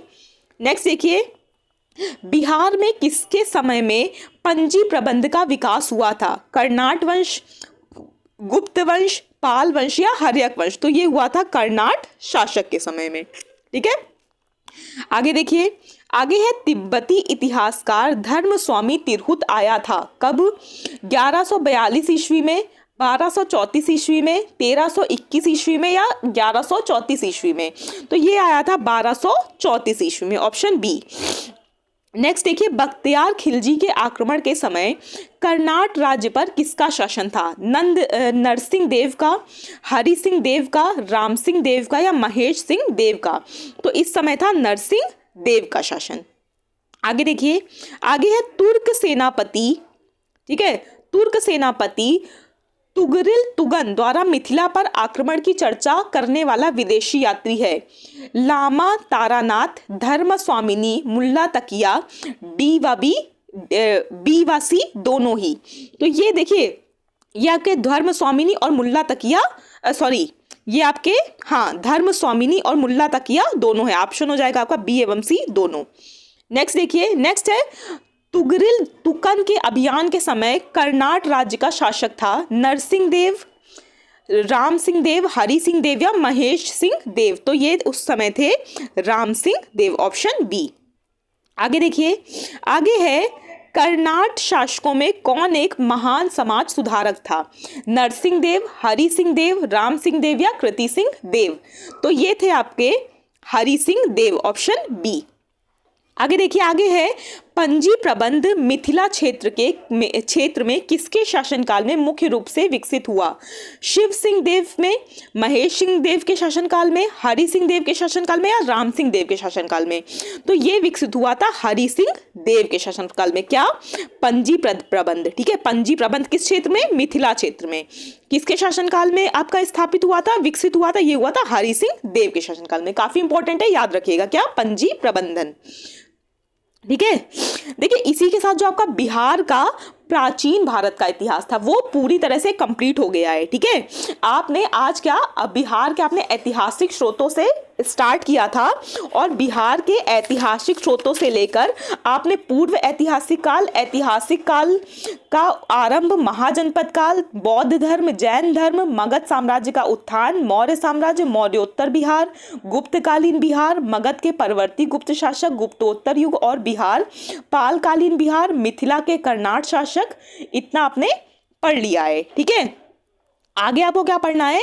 अब जो आपका मध्यकालीन भारत यहाँ से स्टार्ट हो रहा है, इसमें हम बिहार में तुर्कों का आगमन पढ़ेंगे, और ये जो मध्यकालीन भारत का इतिहास है ये हम नेक्स्ट वीडियो में करेंगे। ठीक है, तो आज के वीडियो में इतना ही रखते हैं। आज के वीडियो में हमने क्या कंप्लीट कर लिया? आज के वीडियो में हमने बिहार का, प्राचीन बिहार का इतिहास कंप्लीट कर लिया। देखिए ये वीडियोस जो ना, इनको बनाने में काफ़ी टाइम लगता है, काफ़ी एनर्जी वेस्ट होती है, तो प्लीज़ आप लोग अपना सपोर्ट बनाए रखिए, चैनल को लाइक, शेयर और सब्सक्राइब ज़रूर करिएगा। ये जो इस सीरीज के जो वीडियो होंगे ये आपकी आने वाली बीपीएससी 68 यानी कि आपकी 68 बीपीएससी और 69 बीपीएससी दोनों के लिए बहुत ज़्यादा यूजफुल है। ठीक है, और ये जो बुक है आपकी, ये इम्तियाज़ अहमद की बुक है। ये बुक आपको पता होगा कि बीपीएससी के लिए जो बिहार स्पेशल का पोर्शन आता है उसके लिए मार्केट में उपलब्ध सबसे अच्छी बुक है। इस बुक को अगर आपने एक बार पूरा पढ़कर 2 से 3 बार रिविजन कर लिया तो जो आपके बिहार स्पेशल के 25 से 30 क्वेश्चन आते हैं उसमें किसी भी हाल में आप 23-24 क्वेश्चन करने, मतलब अगर आपके 25 तक आएंगे तो जितने भी क्वेश्चन आएंगे उनको लगभग आप 95 से 98% क्वेश्चन करने में सक्षम रहेंगे। ठीक है, तो प्लीज आप वीडियो को अच्छे से देखिएगा, 1 से 2 बार रिवीजन जरूर करिएगा और इस सीरीज को कंटिन्यू देखिएगा। वीडियो देखने के लिए thank you so much. Please like, share और सब्सक्राइब करना मत भूलिएगा। Thank you. नेक्स्ट वीडियो में हम देखेंगे मध्यकालीन बिहार का इतिहास। Thank you so much.